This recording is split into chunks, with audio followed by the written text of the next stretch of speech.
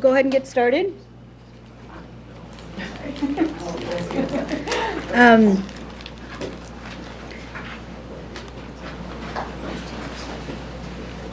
Okay, we have a special Board of Education meeting, an open session workshop. We only have one item, and that is to vote on the superintendent contract.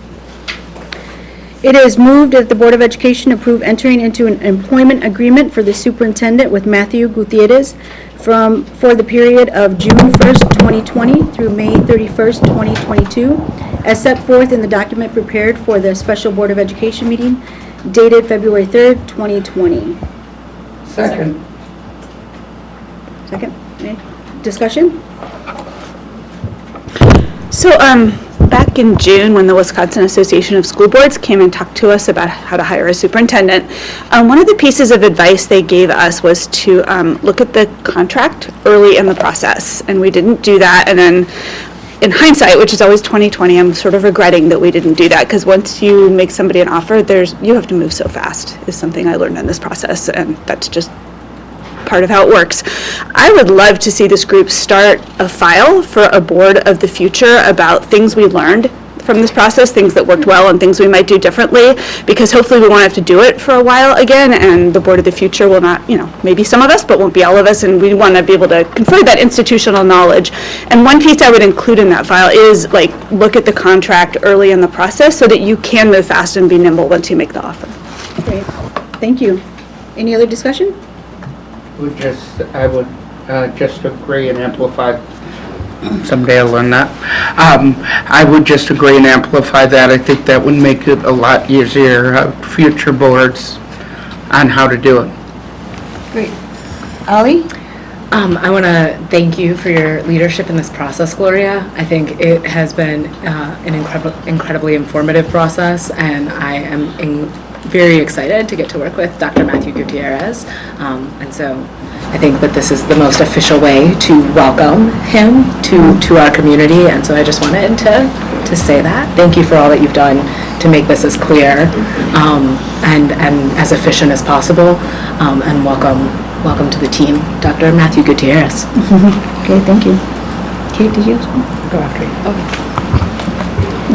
Since we're in the spirit of celebration, I wanted to also put on record that celebrating this huge milestone for us. Thank you, Gloria and Kate and Chris, for all the research, the calls, and all the extra work on top of all the extra work that we all shared. You all had very specific additional things, and thanks Savion for also being part of the day as well.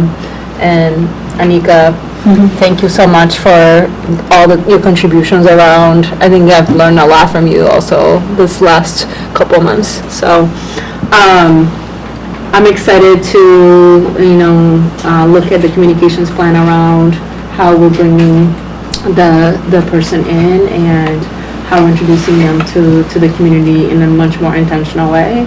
And what does it look like, the integration with the team?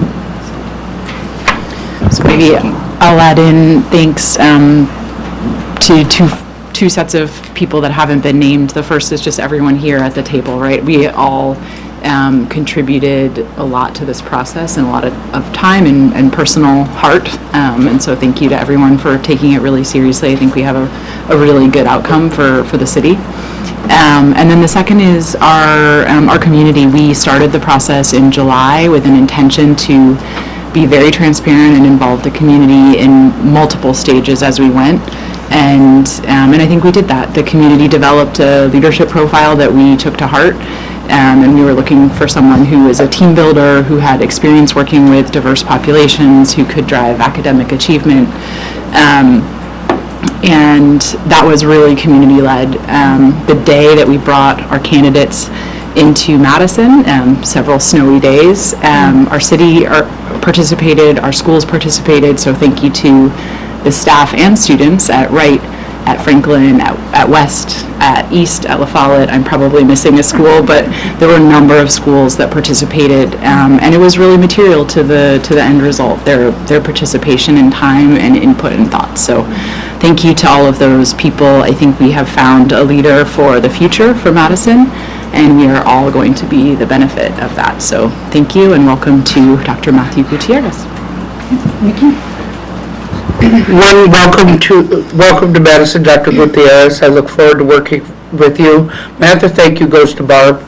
Anyone who can manage to keep 7 of our schedules straight, order pizza, make sure that all of us are fed, and at the same meeting at the same time, never gets thanked, I think, enough, even though we thank her, but not publicly, so I thought we probably should. So thank you, Barb, for everything. Thank you very much.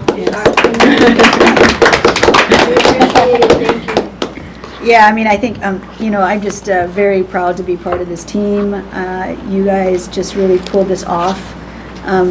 Everybody has full-time jobs, and so, and then to spend some long hours and really stayed on target, right? And we came in with this very intentional, focused, and everybody, put in, just came in, just gave everything to this process. The administration was amazing. Mike Herding, Deirdre from HR and her staff really just helped us along the way. And we couldn't have done this as successfully as without your support. And experience, right? I mean, experience goes a long way. So I'm very proud of this board for this work, and looking forward to welcoming Dr. Gutierrez to the city. So, all right. Anything else? All right. Anika, your advisory vote? Aye. All in favor? Aye. Any opposed? All right, motion passes. Okay.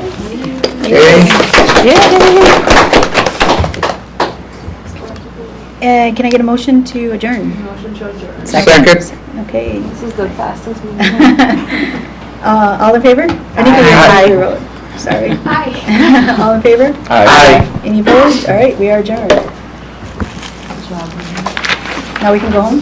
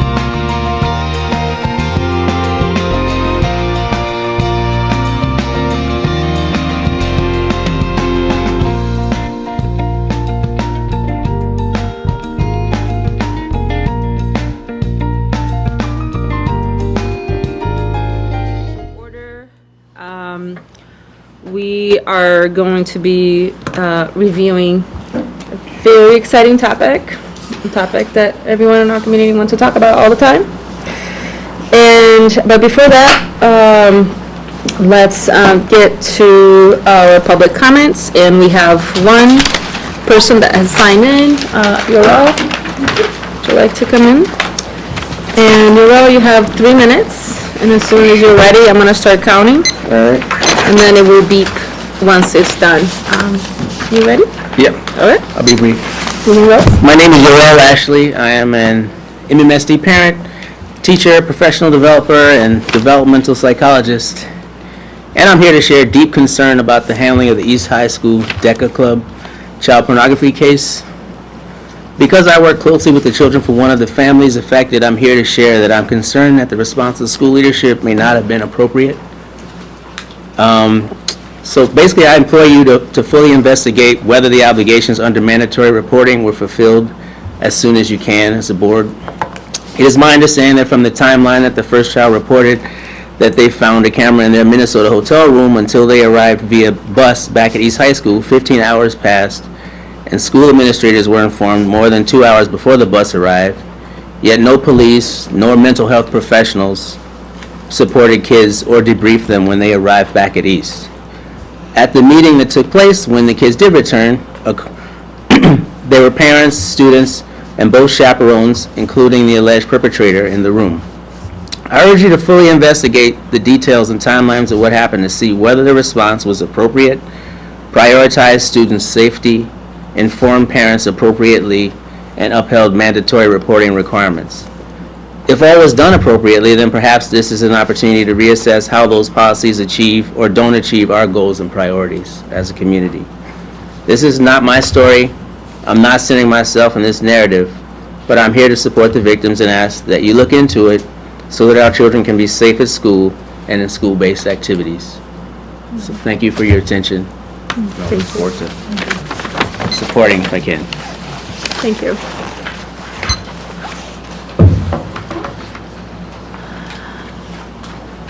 All right. So we are going to transition to our presentation, and I'd like to get Jay, are you coming in? I don't know if you're bringing your team, but before that, I wanted to share with you, I know the presentation was lengthy. The way that we were working with the team in regards to the presentation is to try to anticipate some of our general questions, make sure that, we're not missing anything, is in no way to scrutinize every single details.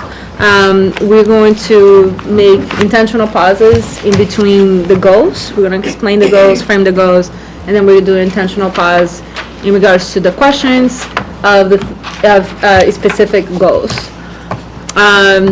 More detail or granular questions, I would like to ask for us to leave them, or questions that are not being covered by this presentation, to leave them towards the end. And then that way we can have a more robust conversation that may take us a little bit to the micro level. If you're all in agreement, I think we should start. So, Jay, please. Thank you, and I appreciate it. There's one more thing. Yeah. So I know this board has been really interested to have questions around issues around sexual assault. We're covering that next month. So if there are questions particular around that, just know that we're just going to table them until we have a more comprehensive presentation next month. All right, now, Jake. Okay, we'll take it away. Good evening, everyone. Thank you so much for having us. We're eager to share with you an update on behavior education and MMSD for the 1920 school year. I am Jay Affelt. I oversee the Department of Student and Staff Support, and I'll introduce to you our team. To my left is Cynthia Moore. She's a Universal Systems strategist for us, and further to our left is Sarah Kanivi. She is at Glendale Elementary and is part-time a member of our team as a Universal Systems coach. To my right is Bryn Martina, and she is our coordinator of progressive discipline, and we'll each kind of take turns giving parts of the presentation tonight. And as Ananda mentioned, we'll try to get through, we arranged the presentation based on the goals of the BEP, and if we could kind of chunk the presentation up section by section, we'll handle questions at the end of each goal. So first, I will just cover our outcomes for tonight. We're hoping that all involved leave with a better understanding of the BEP goals and our implementation towards meeting those goals to date.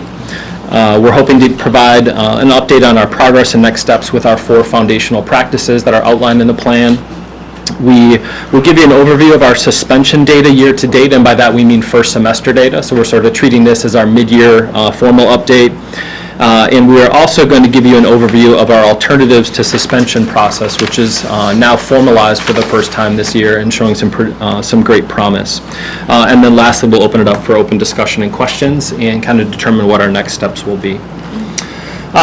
As many of you have noted, there's been quite a bit of conversation, especially through the superintendent search, around the behavior education plan. And just wanted to make sure that all are aware that we went through a fairly thorough review process last year that resulted in the 3 brand new versions of the plan: an elementary version for the first time, a middle school standalone version, and a high school version. That process last year included student focus groups, staff and family focus groups and surveys, and resulted in an entirely new plan that's been significantly streamlined, more visuals, and making sure that we start with what we see as the sort of foundational components that a school must have in place in order for the plan itself to work. We wanted it to be more student, staff, and family friendly, and we also wanted to sort of differentiate. And the reason for the 3 different versions is so that we could be a little bit more detailed about what some of those interventions include. There are more graphics and visuals, including flowcharts, that we believe makes it more user-friendly. We also landed on 4 foundational practices that you'll hear quite a bit about tonight. Culturally responsive teaching, restorative justice, social emotional learning, and positive behavior interventions and supports.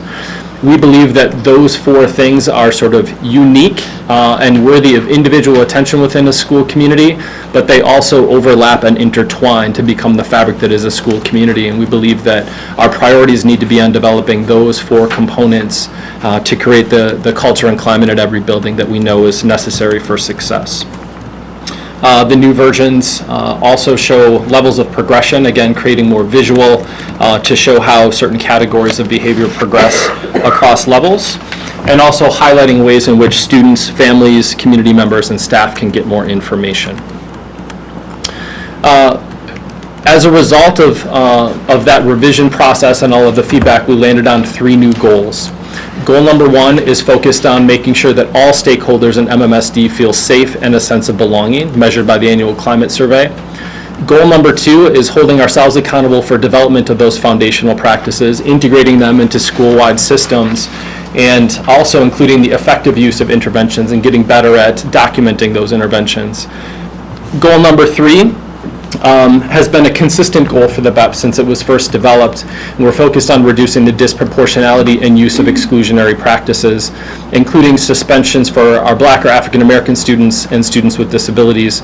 We'll be reviewing some of that data with you tonight. We believe that if we achieve goals number 1 and 2, that we will also achieve goal number 3. There have also been some questions recently about resources to implement the BEP, and you can see that resources over the course of the last 5 years, funding year 2020 is actually this school year, the 1920 school year, that they have increased just slightly as the years have gone by. And there's just an apparent slight decrease from year 19 into year 20, or last year into this year. The blue bar represents personnel, and in BEP purposes, those are primarily PBIS coaches across all 52 schools, and also our behavior education assistants. It's just those 2 positions that are counted as BEP personnel. The non-personnel budget then are other funds that we use to fund our partnerships and work on those foundational practices, sort of centered from here in central office. This is maybe an extra layer of detail, but many of you remember the work that we did with ERS last school year. Their recommendation after talking with principals was looking for additional flexibility with the way that they use their resources. And so we allowed PBIS coach allocation to be flexed into other student support positions. And so though our allocations were the same, some of our principals took us up on that and converted some of that allocation into other support positions. So the overall use of resources stays level in terms of personnel, but if we look at it just in terms of PBIS coaches and BEAs, it appears that there's a slight decline that would have then represented a net incline in other support positions. This next slide just shows FTE, or actual total number of positions across the district. And again, there's an apparent decrease, which is again just the shift in classification to a different position. The big picture here is that we have steadily increased by a couple of positions each year over the last 5 years or so. Shifting then into goal number 1 and sort of the first chunk of our presentation. Goal number 1, again, is focused on stakeholder sense of safety and belonging measured by the annual climate survey. This is a quote that is on the back of Cynthia's laptop that I look at every time we're in a meeting, and I started using it at some point during our revision process last year. The child who is not embraced by the village will burn it down to feel its warmth. This is a reminder for our principals and our school teams of the importance of building strong relationships and strong connections, and recognizing that quite often what we see and describe as inappropriate behavior are symptoms of a student that is not engaged, supported, and connected, and therefore our focus on safety and belonging. Many of you have seen this data before. This is climate survey data from our administration district-wide last spring. This shows student sense of safety up on top, 16-17, and then 17-18 and 18-19 below that. On the bottom, we have our sense of belonging, 16-17, 17-18, and 18-19 on the bottom. Administration had previously, for those first 2 dots, the survey was administered later in March. Last year, we moved it up so that our schools could use the data before they closed out the school year to do some of their planning for the following year. So there are some inconsistencies in terms of the timing of when this is given. This is also just due to the nature of whatever's going on when a student, staff member, or family takes the survey. There are lots of questions then about what might have been going on in the school community that might have artificially moved these numbers up or down. But what we're seeing, despite or taking out of account when the survey was given, we're seeing decreases, especially in our sense of belonging and especially at our high schools. Sense of safety remaining fairly constant across the years, but noticing that dip in sense of belonging resulted in almost every one of our schools planning heading into summer and across summer for strategies to work on sense of belonging in their schools as we began the school year.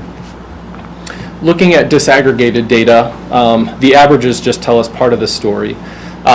Regarding the question, I feel safe at my school, 66% of our white students district-wide agreed with that statement, while only 58% of our Black or African American students agreed. And for the question, I feel I belong at my school, 66% of white students and only 56% of our Black or African American students. This next slide is a slide that our chiefs used at the January meeting with all of you last Monday. This is additional disaggregated data around sense of belonging and around sense of value and feeling a part of school community, including some family data. And what I wanted to do is highlight that we're building a bridge between that new school improvement process and all of our work around safety and belonging, and recognizing that engagement in that planning process and in engaging an entire school community in what each school can do to improve these numbers, we're seeing strong connections. And in that regard, we believe that the SIP 2.0 process is going to be helpful in helping move the culture needle that we're also focused on. I'll end with a quote. Hold on a second. I'll end with a quote here from the University of Chicago and doing research across all the schools in Chicago. And they landed on the principal as the single most influential factor in the culture of a school.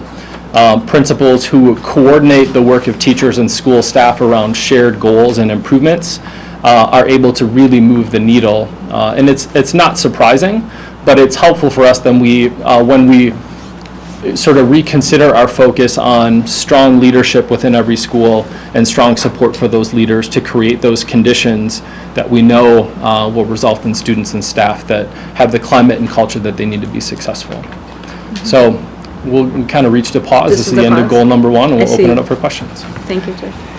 Just wanted to thank you for the further deaggregating the data and adding the SPED data. So I found that really important, really helpful. Thank you. Thanks, Nikki. Yeah, Asadia?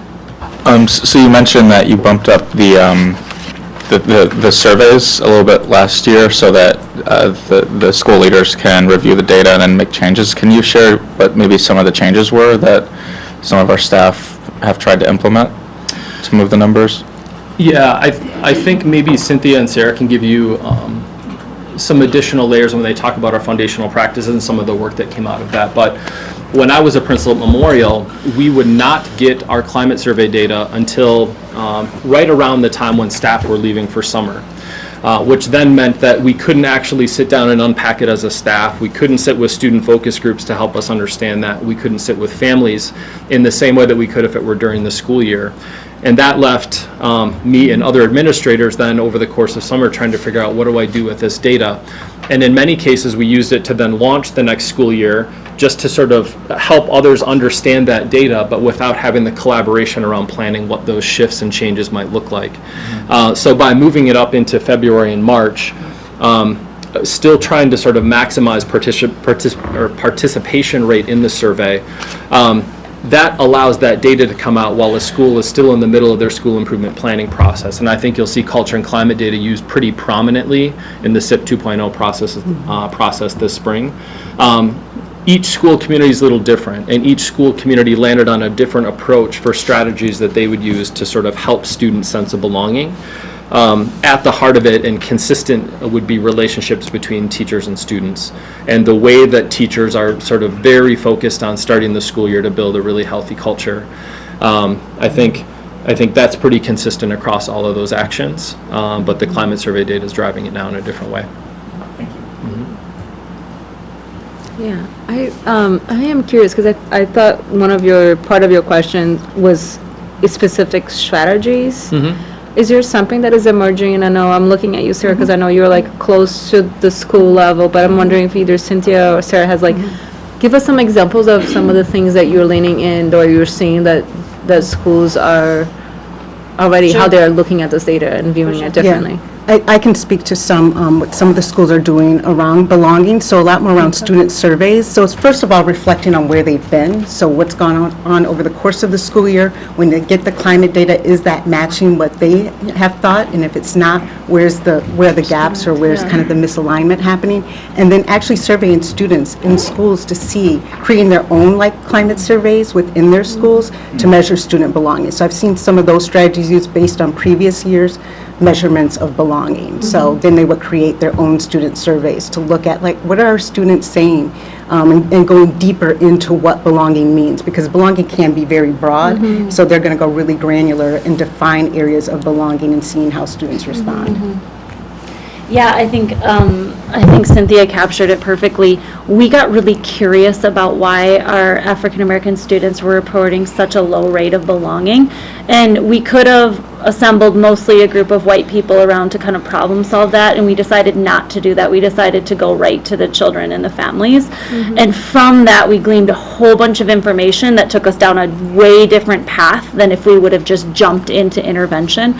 So we did paper surveys, but we also did focus interviews. And what we primarily found, this is a full school year and a half now, what we primarily found is when our elementary Black students reported their highest sense of belonging was when they felt most connected to the academic content. And so their reporting out of belonging was exactly running parallel to the opportunity gap. So the closer we were getting the mark about internalizing that identity as scholar and scientist and reader, the higher the rate of belonging. And so we kind of shifted versus friendship groups or all this other little stuff that we might have tried. We let the students kind of lead us in our next step, and then teams over the summer planned for their learning to increase that sense of belonging and academic connection for the following school year. Awesome. Ali? Yeah, so I had a similar question in terms of how you all got to the question belonging. So why do you feel like you belong at school, right? Because I think there's a variety of ways you can honestly read that The question. kids didn't even understand the question. Right, like, kids am I didn't supposed to be at understand. school? And a kid is Yeah. like, yes. Yeah. Versus, do you feel like you're learning? Do you feel intelligent and capable at school?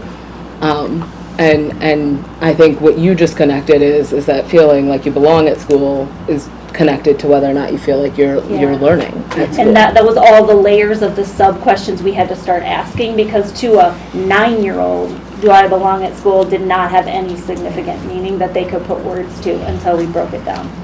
So what is the alternate variation of that question? Has many parts. It has relational component. And again, I'm speaking specifically to like going the next level, taking the power question and then creating another survey that like gets at what's really going on. So there was relational components, connection to teacher, connection to peer. There was academic components, areas or times in day where they felt most connected to the academic learning. And then there were parts asking about how their family feels about them coming, which was like that was harder for kids to answer. We didn't get as good of feedback versus just going to the parents. But we really focused on relationships, academic connection, and then the family component. And I don't know if we're getting it right. We just needed to ask more questions. So, were you done? I just wanted to add one thing, is I do think that there's some room for more investigation around that. As I remember, I was supporting Spring Harbor a few years ago, and they had done what you just said. And I remember like the question being like, around safety or bullying, and then they would not see anything, but then when you ask specifics like, do you get teased by your clothes? Yeah. What you're wearing? Right, and then you get more specifics around like an almost like an example, right, of something much more tangible versus like a larger concept. Exactly. You'll be able to get. And I remember at that time, like kids were getting teased by what they were wearing or what their hair looked like, right? And so those are proxies to financial capital. Those are proxy for race and ethnicity, right? And so I'm really curious about, that was going to be my question, the world of belonging as far as a framework. It's fairly new. Curious about like who is informing, who, like as far as bodies of work nationally are informing. I know the Haas Institute, which is now the Other and Belonging Institute, is sort of in the forefront of that. But I'm curious about like who is inspiring all to like really learning about the framework and how to articulate the belonging as a conversation. I think some of the more like local, so looking at what Minnesota Public Schools, so looking at Minneapolis Public Schools, so a lot of what we've been looking at is what are other school districts doing as well. So looking at some of the work being done in Oakland, in Minneapolis Public Schools, and how they are supporting the social emotional wellness of their students. So using them as models to then think about how do we do something here similar, knowing that we have to also be very thoughtful about our demographics and how we differ and how in ways that we're the same. So I think we look at a lot of those things, or what are schools doing. I think research is great, don't get me wrong, but I also like to see it in practice. Yeah. I think the other resource, something I've been drawing on, is this, what's going to come up in foundational practice is this social and academic and emotional development, but particularly out of Aspen Institute. They're convening a lot of national leaders in this arena, and they're just studying. They don't have an agenda other than to understand it better. So I think we've been exploring, some people call it transformative cells, transformational cells, other people call it SEED, social and emotional academic development, which we're going to talk about here. So I think all of those components roundabout way get to belonging. Great. Thank you. Chris? I appreciate your comments about interpreting safety as well as how kids interpret belonging. And if you look at those, the kids who disagree, somewhat or strongly disagree with our climate survey question about safety, it's 1 in 6 kids who aren't feeling safe in school. And I think it's even slightly more for staff. It's like 1 in 5.5 staff aren't feeling safe in school. And so I'm wondering how people are interpreting safety, because safety can be physical safety, but it can also be a social emotional piece. And what are we doing to try to delve into that more deeply? Because until we get that number close to 0, I'm concerned. Yeah, I think I'm just reminded of when we were sitting here kind of hashing out what we wanted this goal to say specifically, and it started out as just belonging. Reason being is that we thought that if a student had a sense of belonging, they would be less likely to feel that they're being bullied, harassed, that they don't have friends, that they don't have strong relationships with peers, strong relationships with staff, etc. The group decided to add in safety, feeling that that's also foundational. That if we're not feeling safe, we're not going to really have learning, we're not going to have belonging or anything else beyond that. And so perhaps safety is even more fundamental to the way that we want people to feel in schools. I think you're right. I think there are many different layers to safety as well. In some cases, it may be physical safety. In other cases, it may have more to do with if they're a little bit worried about being picked on, or if they see that a friend is being picked on, that to them translates to this isn't a safe place. This is also a school year where we've had lots and lots of conversation about safety in schools as we've redone our safety response protocol. And so we also know that there's been a lot more conversation among students about safety and what to do if something really scary happens. And so that's another sort of layer that I think makes it more challenging for students to truly feel safe, relaxed, and ready to learn every day. Ready to move on? Okay. So let's move on to goal number 2, and I'll pass it to Cynthia and Sarah. So Cynthia and I have the good fortune of co-facilitating this group of staff that are really focused on lifting foundational practices. And so our lift is to take all these disparate parts and make a cohesive whole. Schools have been trying to do this independently and on their own, and so we are supporting that effort by finding the through lines, because all of the components that we're going to talk about are essential. And so we are shifting up how we support schools to really make sure all of those foundational practices are healthy and strong. And so that's what we're going to kind of move into. I think the first place we're going to start, the first place we're going to start is this shift in a coaching model. So the central office resource from this part of our work, we've taken our roles and really holding ourselves as foundational coaches, so that no matter which schools we're assigned to, that we can go into that particular school. Leopold and Glendale and Alice happen to be my schools, so that they can really see me as that point person to be able to help organize, connect with resource, broker for resource, so they're not trying to navigate a really complex system. It allows us to really focus and get some data and support around what they're saying about foundational practices, and then reflect with them together so that we can plan for the next stage of work. So it's a shift in how our support down at central office feels out in the buildings. Okay, so this is the model that Jay was speaking to earlier, which is really our 4 foundational practices, which is in service to that social, emotional, academic development that Sarah was talking about a little bit earlier. Really understanding that piece, that social, emotional learning does not happen in the absence of academic development. So these two are really really go hand in hand. So how are we more thoughtful about making that connection between the social, emotional wellness and the academic development? And so right now what we're going to do is go into each of the areas of the foundational practices. You'll notice on the slide that you'll see some numbers there. The self-assessment averages, those are from our culture and climate visits. So that's when the teams did their own self-assessment of where they thought they were around each foundational area. So it's broken up by elementary and secondary. And once again, it wasn't necessarily about us saying, okay, this is how you score yourself, but really the team reflecting together and giving an honest assessment of the areas that they felt they were doing really well and what they needed to lean into as it relates to the foundational practices.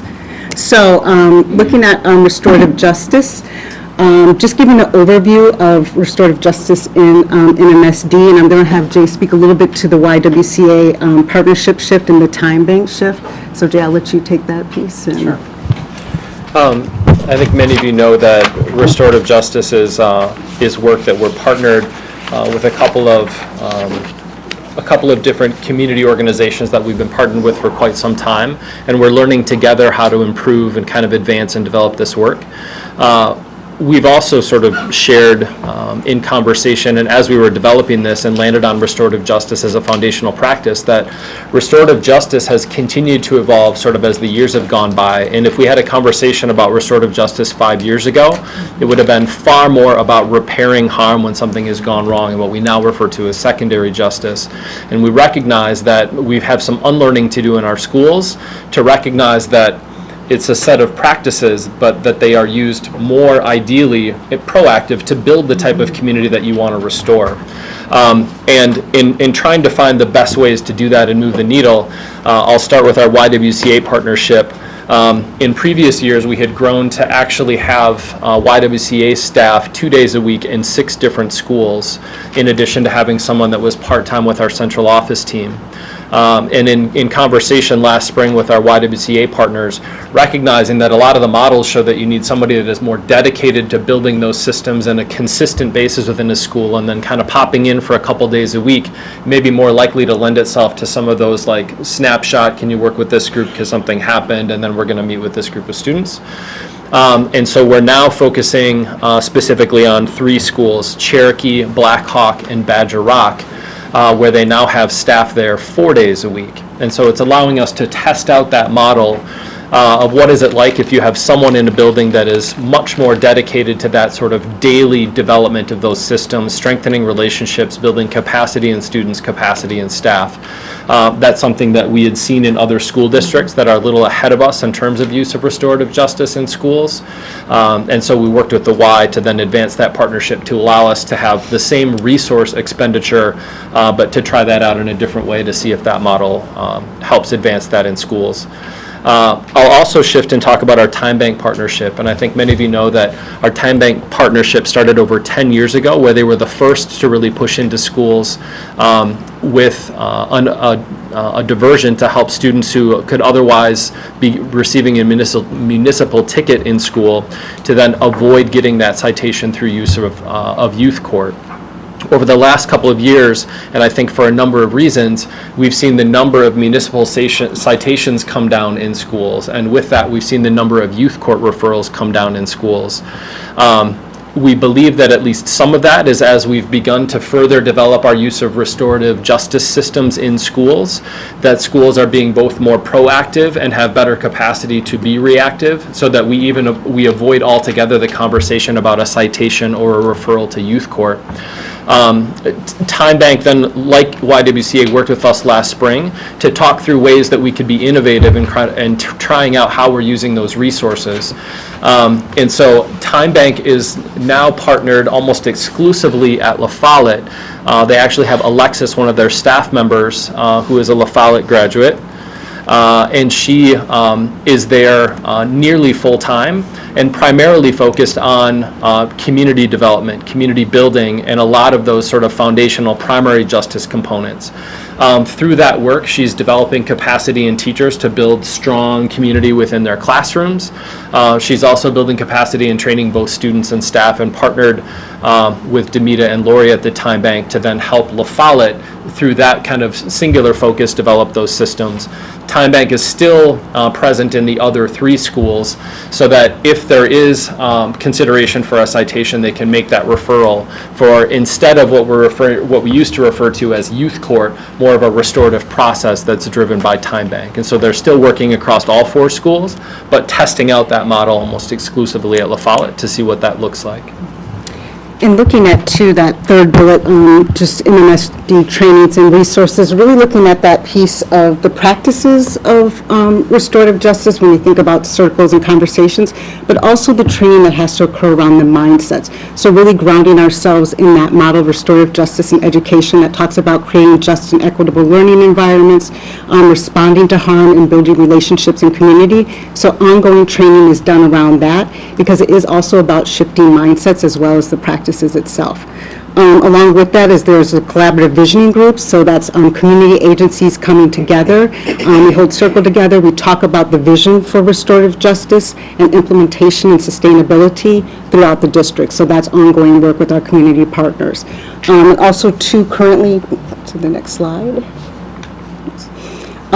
There are 10 restorative justice cohort schools that are looking at the understanding, building mindsets, sustainability of restorative practices within the school and within their schools, as well as the use of restorative circles and processes around responding to restorative critical incidents that occur in the district. Before we move on, I'll just add, we just want to acknowledge that I think there's so much more we can do as a district to develop restorative justice and transformative justice in our schools. When we've looked at other districts, they've made a bigger jump in terms of what those what resources are needed and what specific structures in schools help move that along. That also isn't something that if you just throw resources at it, all of a sudden you have restorative justice systems in your schools. The timing has to be right. The mindset has to be right. And so we think over the course of the next 6 months, the next year, is a real opportunity for the board and for this district with Dr. Gutierrez to look at what is it that we want to do as a district around use of restorative justice. Nice job on a last name. He's watching. I know he's watching. He's going to make sure that we all got his last name. So I appreciate that, Jay. Thank you. I should note that I did not mention the scaling on Yeah, the please. culture and climate. Sorry about that. That is a scale from 1 to 4, so that is the scaling on that. So that's where schools are rating themselves. Yes. So, is it the pause? Is it the break? Oh. No, we're gonna move into We the still have, Okay. three in So our let's foundation. just hang on for a minute. The second foundational practice is cultural responsive teaching, and the phrase that Cynthia always uses, this is the water we swim in. Another teammate, Rebecca Ramirez, uses this is the soup that we live in. So however you want to hold it, we hold it that this is the responsibility and the work of our department and every single department and every single educator that's out working in schools. The specific things that we're focusing on are being good champions of our own MMSD, race and equity focus. We offer developmental designs, which is a 4-day professional learning course for teachers about creating classroom environments that support healthy learning. Schools are doing their own cohort work based on the district strategic plan, how we're training up administrators through partners. The SIP 2.0 has been mentioned, including how we'll get more stakeholder voice involved to be more culturally relevant and responsive. And then a shift that when we talk about social, emotional, and academic development, Cynthia mentioned this, we're trying not to see social emotional learning here and academic development here, but this bridge where the learning happens. And so all of the instructional coach and all of the PBIS coach professional learning is taking place together, so that they were modeling from the beginning that this work is blended work and that you're not going to go to a workshop and just focus on academics. You're not going to go to a classroom and just see social emotional learning. You're going to see both, and we're going to learn and collaborate together. So those are some of the shifts that we've been embarking on for culturally responsive teaching. There's just capturing some of the wall artifacts and then some of the teachers, they're from the PD where the instructional coaches come together with PBIS coaches. Just add one thing. Yeah. Just a little bit more detail about developmental designs. I think some of you are aware that our model had been that we would offer trainings, and then schools could, each school could have a couple of their staff attend trainings in an equitable way based on how many of their staff have been trained. What we were hearing back from schools is that, staff would transition to another school, or they might retire, and that we were struggling to sort of keep up, and we were never getting to a point where an entire school could now shift and use those practices in classrooms. And so we made a decision heading into last summer that we would instead try to prioritize entire teams that would come as a group, with a commitment to then use those practices in their classrooms, or in a couple cases, an entire school during welcome back in their first 2 PD days, we would get all teachers in an entire school trained up. And so in order to do that well, in order to reduce our costs, we need internal facilitators to do that. And I think you'll see that on consent agenda, that we're hoping to train 2 more facilitators so that we can continue to sort of accelerate getting school teams trained up. Okay, so looking at social emotional learning, and just to start out, that's an area that we've been really looking closely at this year, and examining, where we've been with social emotional learning and where we would like to go. And so as we think about social emotional learning, Sarah mentioned this idea of transformational SEL, which is really looking at social emotional learning from the lens of equity and as an asset-based strategy, rather than kind of looking at what skills do we need to impart in students because they don't have it. How are we also looking at what students have and cultivating and building upon that? So really looking at practices and strategies that support that. With that said, we do have a draft definition of SEL for MMSD that is in alignment with our strategic framework and lifts some of the work around Black excellence and being an anti-racist organization. So I'm just going to read that quickly if you'll just give me a moment. But it's the process where children and adults acquire and apply the skills necessary to build and maintain authentic relationships. Centered on student identities and youth voice, social emotional learning engages learners in strengthening their academic and social emotional skills development to cultivate their innate abilities to understand, regulate emotions, set goals, and feel and show empathy for others, and critically examine root causes of inequity and promote social justice. So with that said, we're also a piece that was not in the BEP that we're hoping will be in future iterations is the piece of adult SEL as well. So looking at that piece of what do our staff and teachers need to also think about their own social emotional literacy and wellness. Just some of the areas of highlight on this slide here is just looking at some of the work done at Black Hawk Middle School, which has created a very comprehensive CARES 2.0 curriculum that really weaves in aspects of service learning as well as social justice. And then looking at that as a transferable model for other schools. So right now we're looking at using that to pilot some work with Cherokee Heights Middle School with Ramona Field as a consultant. And then also lifting welcoming schools, which is now in 16 of our schools, so continuing the work around welcoming schools and also integrating that into the work we do so that it is who we are and not necessarily the one thing we do, but this is the language that we use in our schools. And then just looking at highlighting high school promising practices. SEL is an area that we continue to push into in the high school, so seeing a lot of promising work coming out of East High School in their algebra department, integrating SEL within algebra, as well as their AVID program, so looking at how they're using social emotional learning in AVID. And this is just, once again, some examples from East High School, the Black Hawk CARES curriculum, and then the integrated SEL Welcoming Schools PBI scope at U Stormunda. We move into the 4th foundational practice, which is PBIS. It's the one that's probably for us been around the longest. This is a reminder to staff that we've been working hard on using a systems approach that uses healthy looks at data and triangulates data and asks good questions around data, and that it's a tiered approach. There's things that are good for all, some and a few, and that we're hitting the right mark on terms of where we're putting our resource.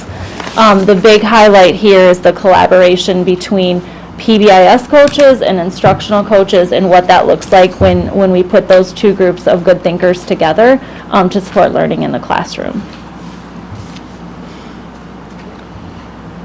And that is the place to pause, I think, for questions. Almost. The place to pause for questions. Calm down, you see like there's a lineup already. There's a lot. So I'm gonna ask Bryn to cover our next slide and talking about the resources that we now have on our website. Yeah, which is quick. So this just shows, this is a screenshot of what we have up now in terms of the updated behavior education plan resources, which were revised, updated in collaboration with school-based staff. That was work that was started last year and came out of all the work group work with the board and with the work group, and then we had teams looking at the guidance that exists already, and then updating that where needed, and really trying to draw those connections to other departments and work streams. So this is, you can see the foundational practices there. It just links back to that work, and really trying to make sure that as we get into the deeper sort of progressive discipline stuff, we're always linking people back to the foundational practices and what needs to be there to support positive behavior for the school as a whole. So this will continue to develop, but this is the sort of supplement to the written paper. Thank you, Brian. That's the pause. All right, thank you. Gloria, Nikki, and Chris. So my question was, the collaborative, I'm sorry, thank you. Collaborative visioning group. So you have partners that are with you on this? Outside partners? Yes, so there are a number of leaders across central office from, including outside of our department, that have been more closely tied to our restorative justice work, along with our colleagues from the YWCA and our colleagues from Time Bank. We're coming together consistently now to sort of build the trust and the understanding of what's been done, what's currently in place, what are best practices, and where do we go from here, so that collectively and working together we can work with the board to make a recommendation for what our next steps are as a district. We, the reason why I asked is Jane and I met with Freedom Inc. Today, leadership on Freedom Inc. And they have a lot of experience, have done a lot of research around restorative justice, and just wondered if how we can bring them into this conversation moving forward, is sort of meeting with them and just showing them what you've done so far and where we're heading. I think it would be a really good partnership. Sounds good. We can reach out to them. And then also,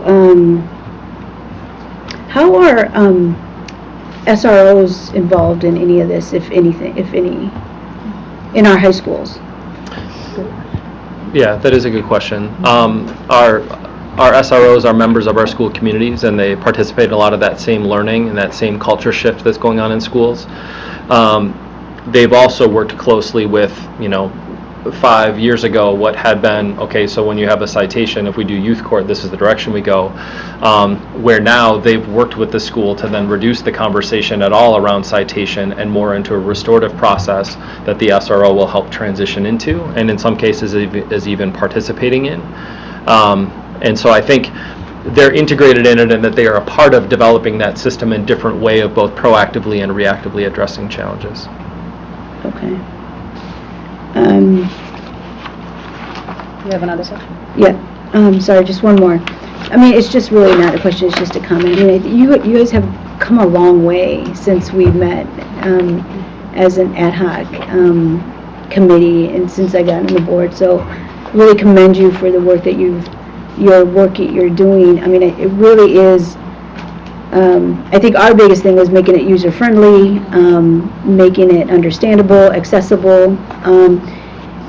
And so I guess I do have a question. Is, have we, I know what came up in our ad hoc committee meetings was input from staff and teachers and students on this process. And just wondering what the feedback is so far in this work from teachers particularly, right?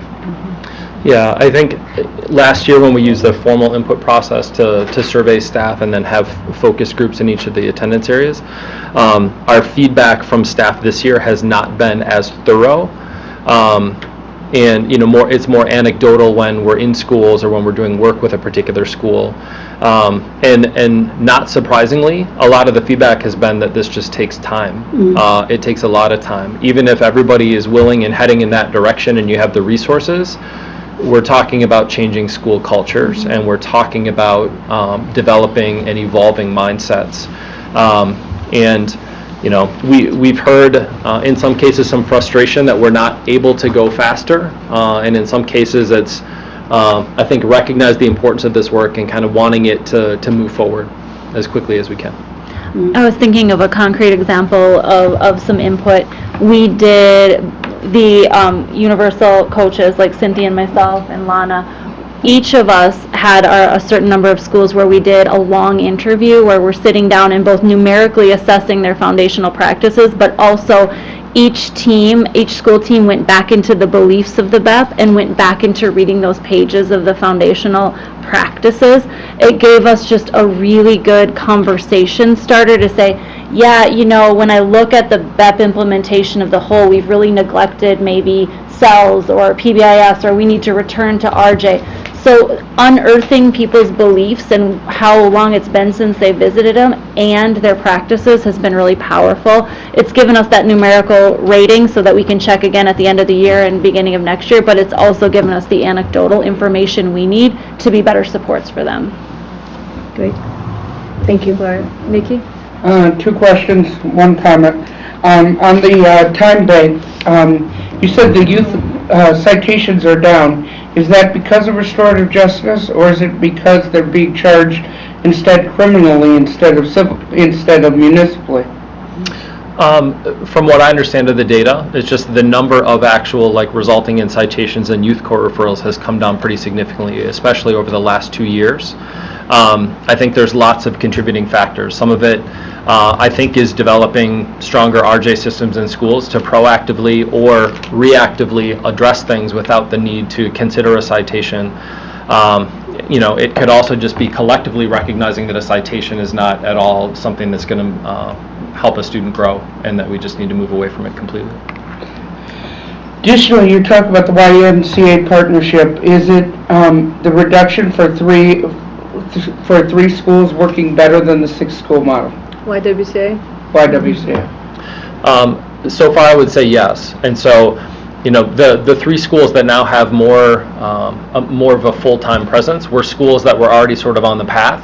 And what we're hearing from all 3 schools is that it's sort of accelerating that development. Whether or not if we started from scratch in a school with somebody full-time, if they would see the same potential or same growth as somebody that goes full-time in a school that had already had some support in developing those systems. But to answer your question, yes, I would say that this is showing itself so far to be a better model. And third, my 1 comment, and this is unanswerable, but it's a comment. How exactly do you believe, actually, can we really be a PBIS school for still having seclusion rooms? This is just my comment. That's not really a question. Are you asking if No, I it would be? just wanted to comment in general. So I also have a couple questions and a comment, and my first question is about evaluating different systems that we're using in the schools. Specifically, I'm wondering if we've asked kids about the social emotional learning curriculum and if it's working for them, how well they're responding to it, if they like it, if it seems age appropriate or developmentally appropriate. And on the same vein, have we talked to our staff about how the expansion of developmental designs is going? Like, how's it working to use a train the trainers type of model in MMSD so that we're internally building our capacity to then go in and train everybody? How's that working out? I can speak to just starting out with the social emotional learning piece and that student voice in that, and that's actually something that we worked over the summer with Glendale Elementary School, getting feedback from students who were like in 4th and 5th grade, using the second step curriculum, and then finding that they wanted to see things that really were more kind of about what they were seeing in their lives. So we spent the summer, the Glendale team, revamping the social emotional curriculum at the 4th and 5th grade level. And just adding some of the things that students felt that were more applicable to their lives. So, and I know, Sarah, you can speak a little more in detail. Go ahead. Oh, go ahead. I was going to speak to Dee Dee. Yeah, so based on student feedback, that would be year 6 for them of second step, and they're kind of done with the videos, they're kind of done with the lessons. And so we built out, after asking students in the spring, we built out new units on identity, digital media, my role, my social, my digital imprint. Like, we just did a whole bunch of different units that built upon their 5 years of second step, but were uniquely customized. We use resources resources like teaching tolerance, welcoming schools. We used a whole bunch of resources, and then we grounded it in the CELS standards to make a new 5th grade version of social emotional learning that's had much better received by the 5th graders. We'll modify it down and do a 4th grade hybrid of Second Step in our own curriculum in 4th grade next year. And regarding your DD question, I think that's a work in progress. So this is the first year where we've tried, and we've gotten a handful of schools to sort of a significant cohort of teachers that are now trained in using the practice. The immediate feedback from staff participating in the training is that it's fabulous. In fact, I'm just thinking of one that highlighted as perhaps the best PD I've ever had, in my 15 years in education. But as is the case with anything, having a really dynamic training only works if you then are translating that into your daily practice, working with others to sort of refine how that looks, and actively working to build it into what you do. One of the slides that was tied to that was a group of administrators that came together for an administrator one day, administrators that are working in schools that are really pushing developmental designs practices so that we can develop sort of those leadership moves that principals can use to then further support the use of those practices. Because so much of developmental designs, there's quite a bit of it that can be used anytime, any day. But so much of it is about laying the sort of systems and structures that make your classroom work. We did 2 of the days before school started. Days 3 and 4 then were in October and December. And so I think it'll be interesting to see what we see in terms of movement in those schools that have all of those staff trained as we launch into next year with a full summer to plan what that should look like at the start of the year. I've also heard that 4th and 5th graders are pretty much done with Second Step, so I'm really glad to hear you guys are on it. And I should say too that Glendale did also offer that for district-wide use, so it wasn't just like stays at Glendale. It's something that we will scale out to other. That's so cool. My second question is hopefully a quick one, and that is just in the new coaching model, how often are the systems coaches in their schools? Like, are you in one of your given schools 2 to 3 times a week, or 3 or 4 times a month, or? It really is dependent and varies. It really does We're vary. also trying to use data around it. Right. Because every school doesn't need the same. No, go ahead. No, I think it's that piece too of, depending on what the school's needs were identified in their culture and climate visit, how much support they need from us. It may be very intensive, it may be kind of a light touch. So we really talk with our coaches, talk with the administrator, really clear about what they're working on and what level of support they'll need. So it really does vary from school to school. So in a really high-need school, how much time might you be spending there? Once a week. Once a week. Okay, great. Chris, I don't mean to interrupt, but I'll just add a little bit more to that. A lot of this is just based on recognizing the importance of building trust not only in sort of understanding each other, but also understanding the culture of the school, spending time recognizing and seeing how things work when everything's going well, how things work when there are challenges. We also, because there are those then developed in existing relationships, if we have a school that faces a critical incident, then for our restorative process, we'll typically use the person that already has a relationship that can sort of help, has existing trusting relationships and can help make sure that we get the right supports in place at the school with the right people. And I agree, for coaching models to work well, the coach really does need to be part of the community, so it sounds like you guys are working on that. My third comment has some questions attached to it, but I don't know if we'll be able to answer them. And that is, you alluded earlier to the fact that behavior education assistants are a really key part of staffing the BEP. And they're also some of the lowest paid positions in the district. So, one obvious question is, are we actually paying them enough for what we're asking them to do? I think many of us would say no. But in addition to that, are they receiving the training they need? We talk a lot about training teachers and giving them PD, but our BEAs, and they may need very different training. So are we giving them the training they need? Do they have a voice in helping to identify the training they need? And how are we involving them in a meaningful way in this assessment and reflection of our foundational practices? Their voices, I think, are probably some of the most important to have at the table.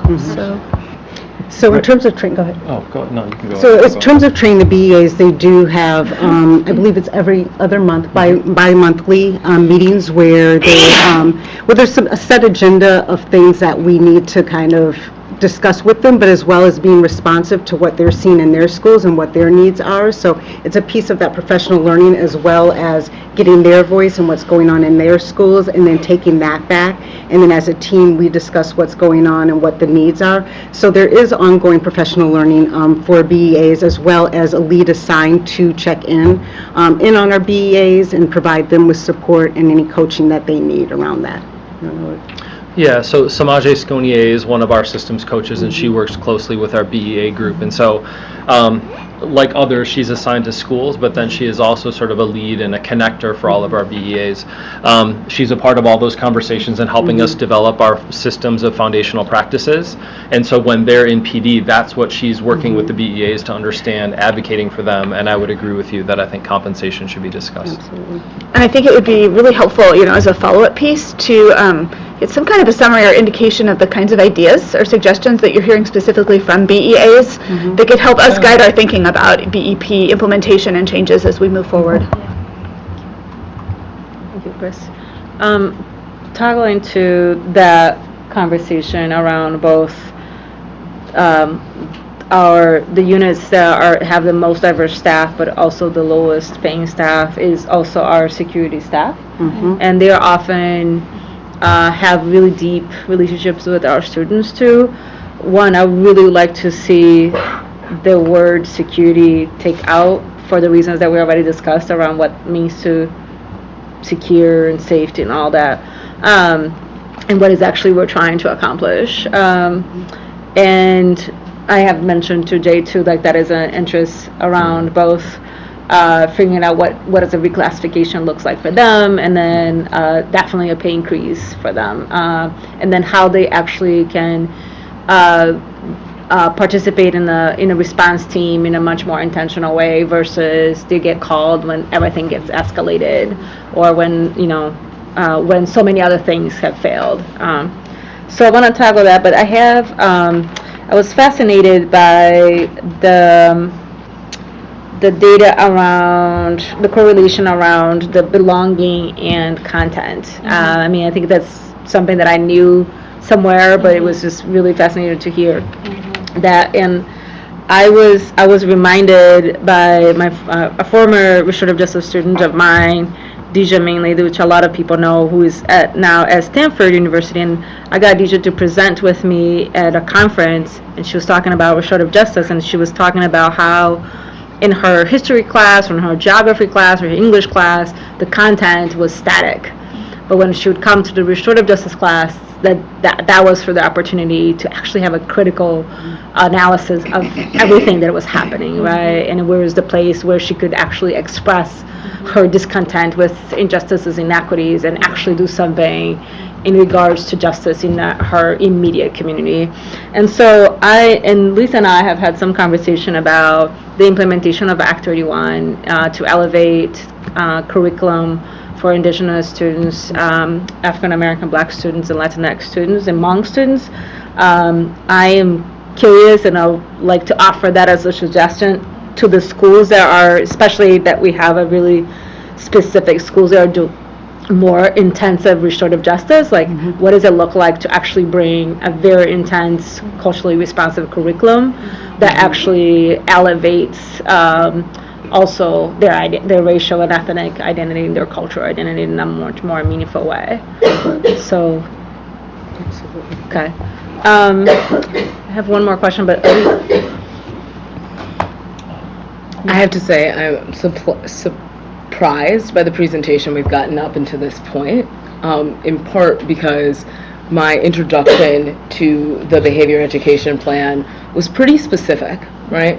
There's a narrative around exclusionary practices being utilized to the greatest possible extent disproportionately for students of color, particularly African American students. And so I would imagine that a half a decade later, the real emphasis would be any shift in that dynamic. And I've been pretty surprised that hasn't been a salient point of the conversation that we're having around who is being referred out of class, who is being suspended, who is being expelled, who is being, arrested at school, that information seems to be missing. That's coming next on our next go. So I'm like, I'm excited for us to get to that space, because all of what we're talking about right now isn't drawing the connection to that, and so I'm curious as to why, and I'm also wondering.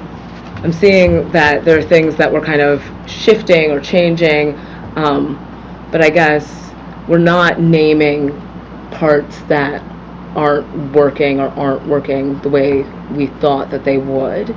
And I do think, again, after 5 years, we would identify what parts of this approach are areas of struggle or concern for us. So one of the thinkings, and I share that with Jay, and I'd love to kind of give after we do the goal 3 to hear more and unpack what you said, Ali, was that the BAP, and I agree with you, it was sort of the series of like, how can I discipline the students? And then you throw to the pages and trying to find the many different ways and how we could, discipline students. And it wasn't very little about behavior, and it was more about, the discipline and the level of disciplining. And I think this is a staff's attempt to actually, let's just start with the vision and what are our values and elevating in that, and then moving to the next part. I have one other comment before we transition to goal 3, which is something that the state is also looking at. There were 2 things. One is the investment on trainer. That's something that we have been totally investing on. In regards to, and then I'm also curious about what does it look like for the YWCA to do some of the trainers as well. And then the other thing, when you all were talking about which schools and how to, the grade level, how do you look at implementation, right? And one of the things we're doing is looking at the high school, the middle school, and the feeder elementaries, right? So what could be different? So if you look at the school, what's happening at the school level, how do we look at that? And then the feeder middle school, and then the feeder high school in a vertical way, and what could be different that we can start testing in that way that could actually take hold.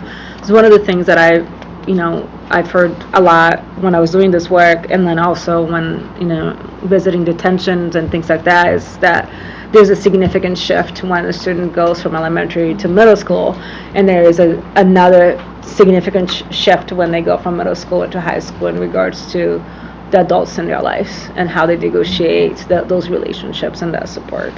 So, we're ready to move the last to go? Oh, sorry, Susan. Sorry.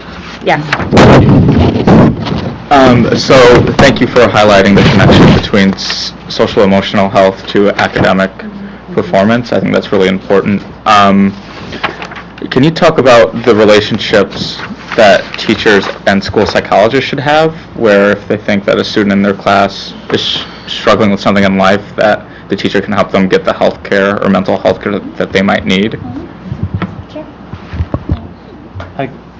I can start, and then you can fill in around the edges here. So, recognizing that primarily what we've been talking about here are sort of considered tier 1 for every student, every classroom. We want it to sort of be, the foundation that the school is sitting on.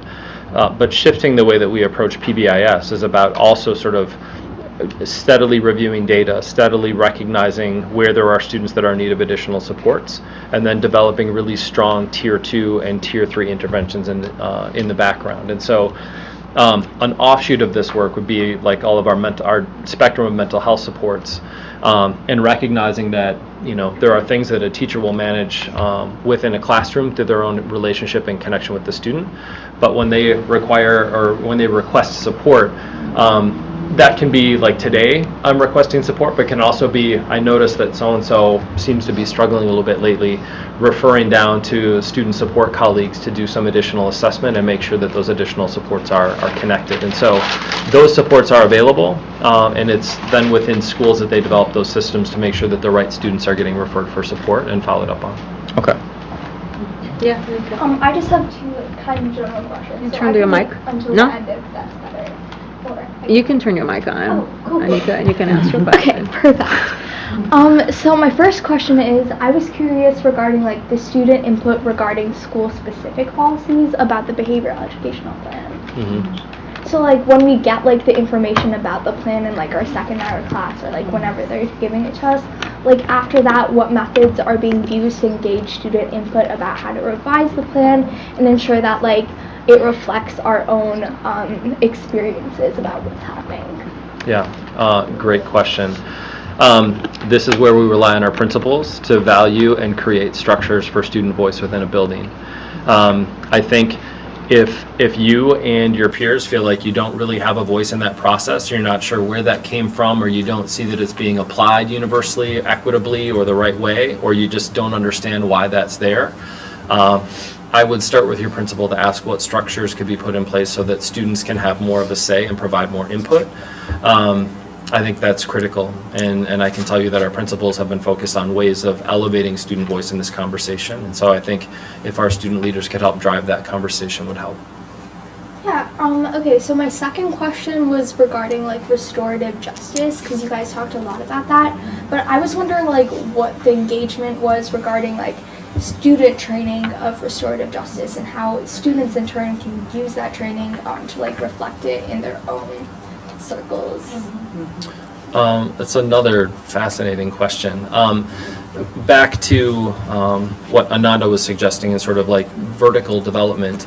I know that our YWCA partnerships have been focused primarily at middle schools, and year after year after year after year training up cohorts of students that have really, really strong skills and use of RJ are now in our high schools. And so Bill Baldwin, who's a part of our team, is following those students and then making sure that there's capacity that continues to build, where we're leveraging the existing skills that students walk into the high school with, to try to build off of where we've already built capacity. Let's not have every school start from scratch with, let's just find some students to train. And so in that regard, we're looking at it as sort of a continued development of those skills.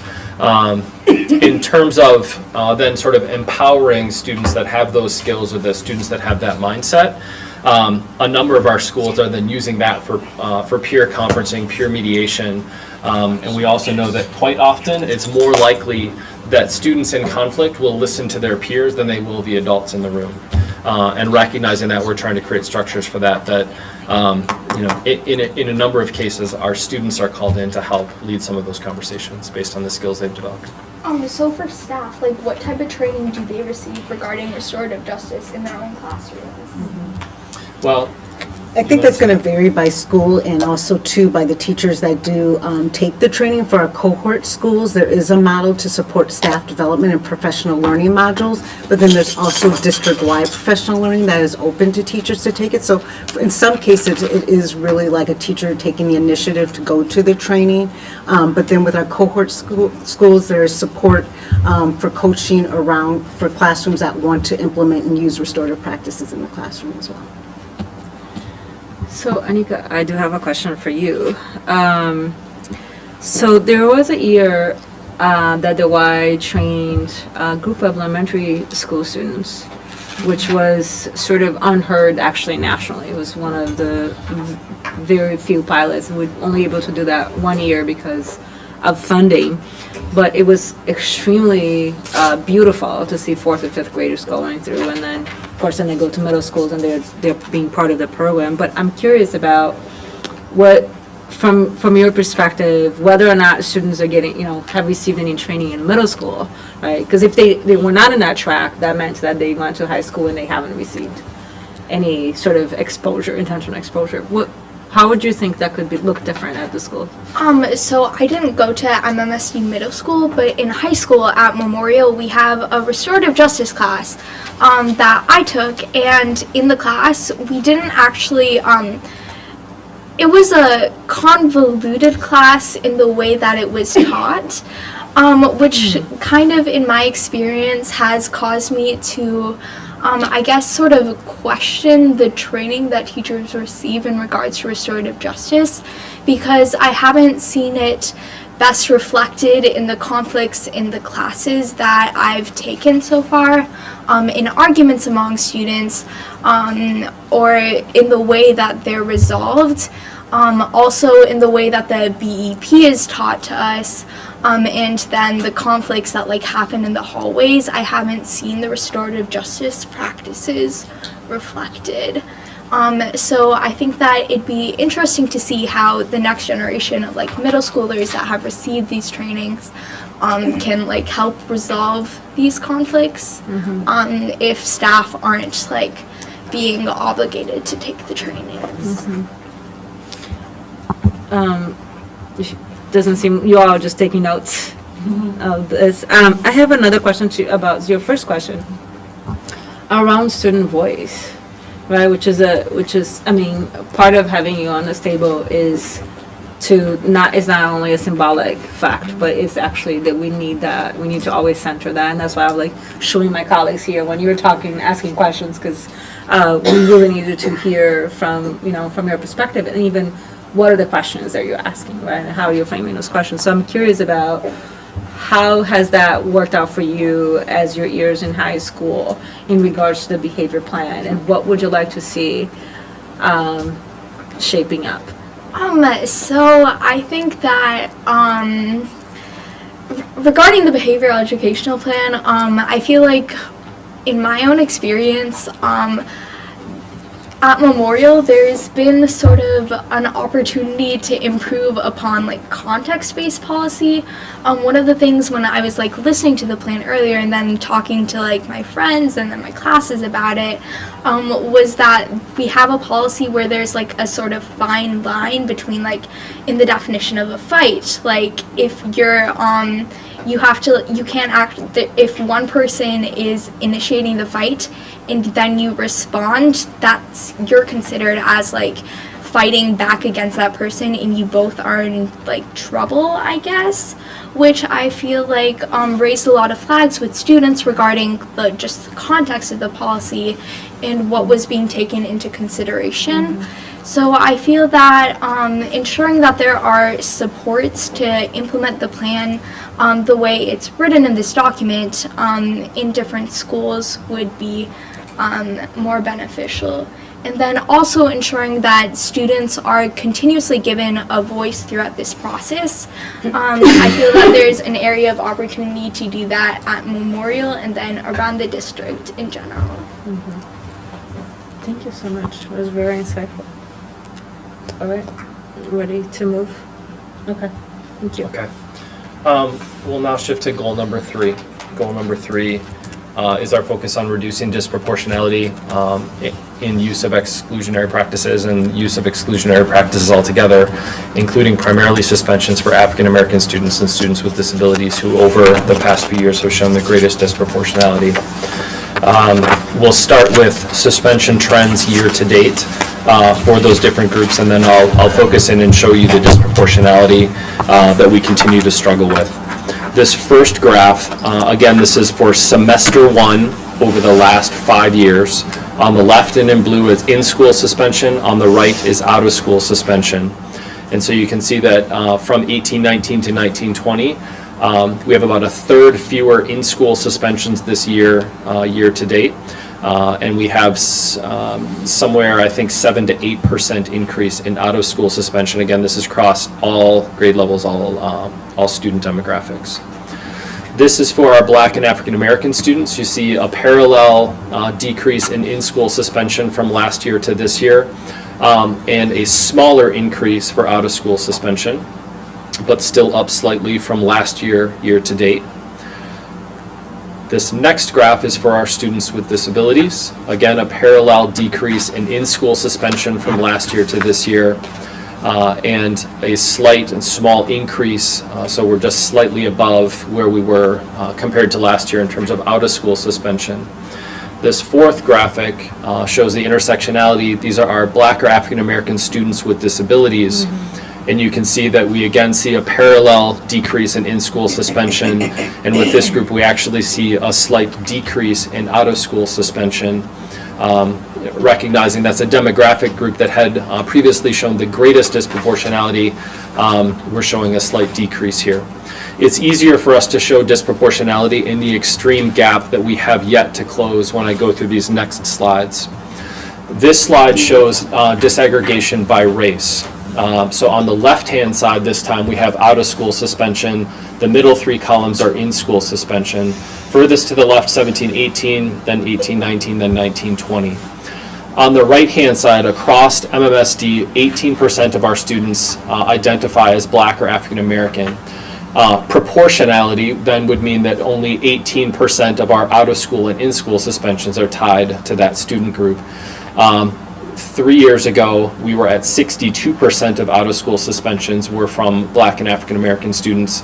This year, year to date, we're at 57%, reflecting a 5% decrease in that gap, but leaving right around 40% difference in disproportionality.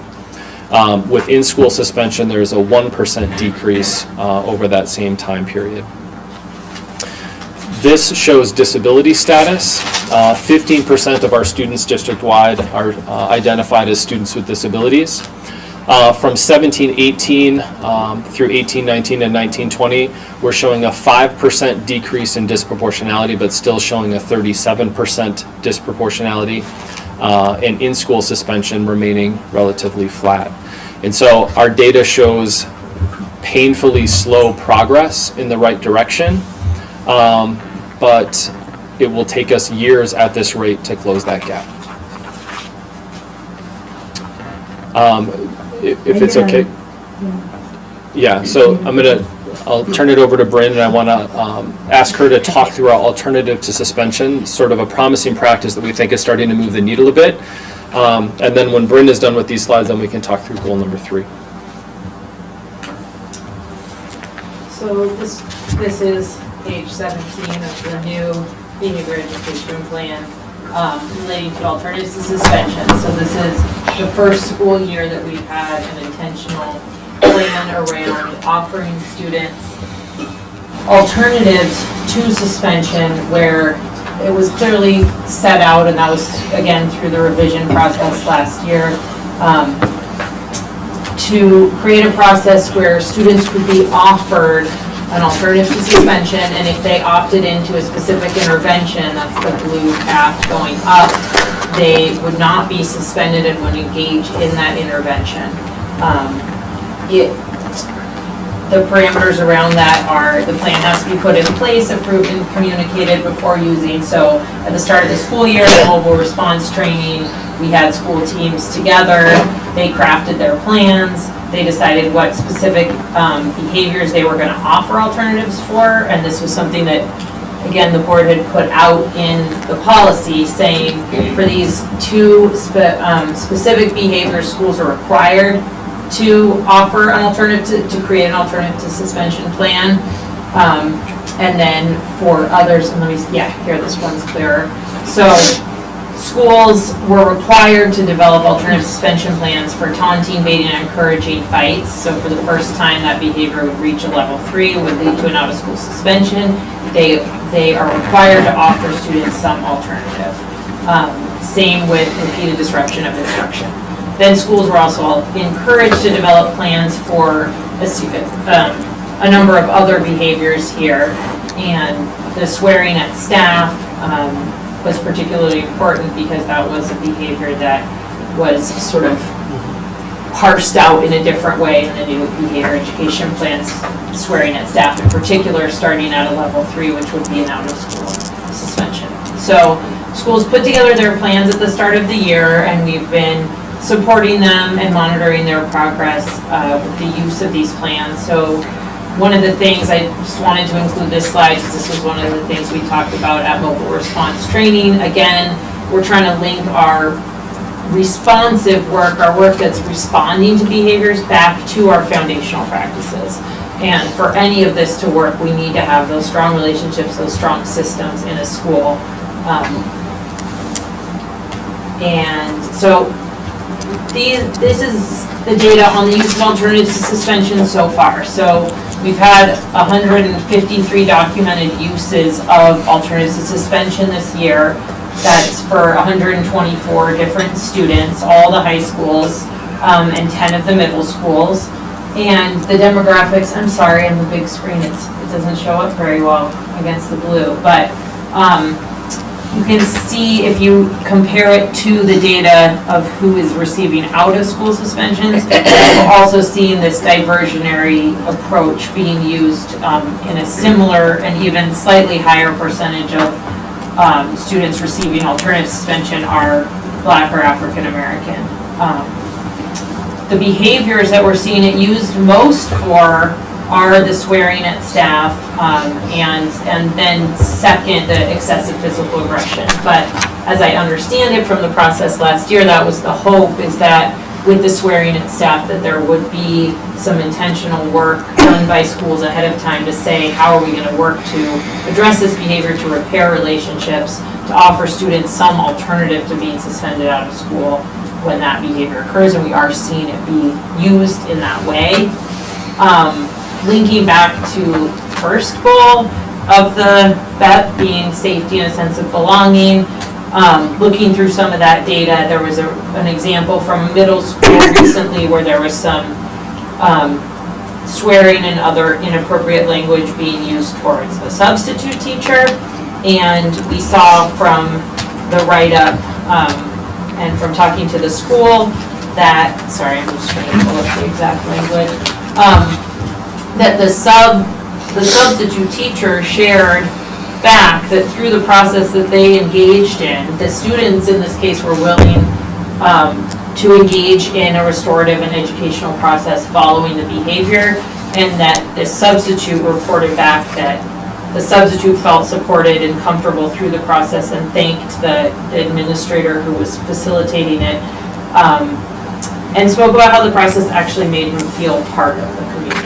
And so through taking this opportunity to treat this behavior as an opportunity for learning and for repairing relationships there, they were able to sort of increase a sense of belonging for everybody involved. So, yeah, this sort of wraps up the conversation in terms of sharing the data and technical components, and I think now we can take questions on goal number 3 and then on our prompt for the group. So, Kate and Nikki? Hi, it's good to see you guys. Thank you. It's really nice to hear some of the implementation work you've been able to do, particularly around foundational practices. I wanted to talk a little bit about the goal 3 and just some of the other data that isn't here. I am consistently frustrated by our use of this metric as kind of what good looks like or measuring success for behavior in schools. And I guess I'm curious if you see any trends in non-suspension data, so level 1, 2, 3 incidents. I know it's very early based on some of the work we've done, but just is there anything there that would lead you to believe some of your foundational work is starting to kind of take effect, I guess? Those should be leading indicators of suspensions. Yeah, for sure. I think when the BEP was revised, the board decided as a group that goal number 3 should focus on suspensions, and therefore that's the data that we're reporting out on. Yeah. Our team and school teams are constantly assessing, documentation, what behaviors are we seeing more of, using those as sort of tools to figure out where we need to intervene, where we can do things differently to try to be even more proactive. And so I would say that there's pretty healthy use of data to try to be more proactive. And I think improving our consistency with the way that things are coded so that, level 1s and 2s are typically used to then intervene more consistently and more early on before they get to a level 2-3 conversation. So if I remember, we had this conversation around kind of using, because level 1s through N, right, 1, 2, 3 represent something different, right? They represent more of the classroom experience. And because of the numbers, I mean, there's tens of thousands of these incidents every year. They're kind of, depending on the data kind of hygiene that folks have and how they're interpreting what each of these things means, it's trickier to use. And I saw it earlier in this presentation, I guess, we talked about using interventions as a measure to understand, right, we have a series of inputs and we have a series of outputs, and you have a very broad series of inputs that you just walked us through in the foundational practice. We don't have great information about what's being used and therefore what may or may not be working. And the only output we're measuring is suspensions, which is actually a very small fraction of what is going on in our schools. And so I'm trying to bring us back to the conversation of what about the kind of classroom experience and how are we understanding, is that trending in a direction that we want it to trend, and how are we understanding what interventions are more or less successful in a world of limited resources? Sure. That's work that we're right in the middle of, like this year, and trying to get that figured out. We've categorized what someone responding to a classroom or to something in the hallway, what they might do that day, we consider a response. Meaning, like, so we worked with the student and we tried to, do our best to sort of restore things. Once we shift into more of a tier 3, we're gonna, set up a series of follow-up meetings. We're maybe gonna use a specific and more formal intervention with one of our student support staff members. That's how we're defining intervention, and then we're developing now more robust systems for documenting those more formal interventions. EduClimber allows us to document those more immediate responses, and so as we're then gathering this data around the responses used, the interventions used, and then translating that back into the data that we were generating around behavior and then impact on behaviors, there's a lot to be learned, and that's work that we're right in the middle of. I won't be here, but the next time we see this, I would love to see some measure around, what's actually happening in schools before the suspension stage. I'll move on. Two other questions or comments. One is the ad hoc that we did focused some on kind of specific areas that weren't working. So friction points with particular policy components. Actually, Anika, there was quite a bit of discussion as part of that ad hoc on the very policy that you just raised.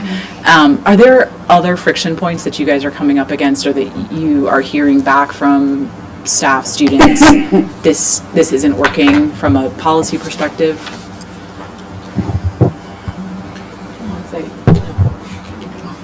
Yeah. That's exactly sort of how we landed at that list of things that that we discussed in committee to make changes.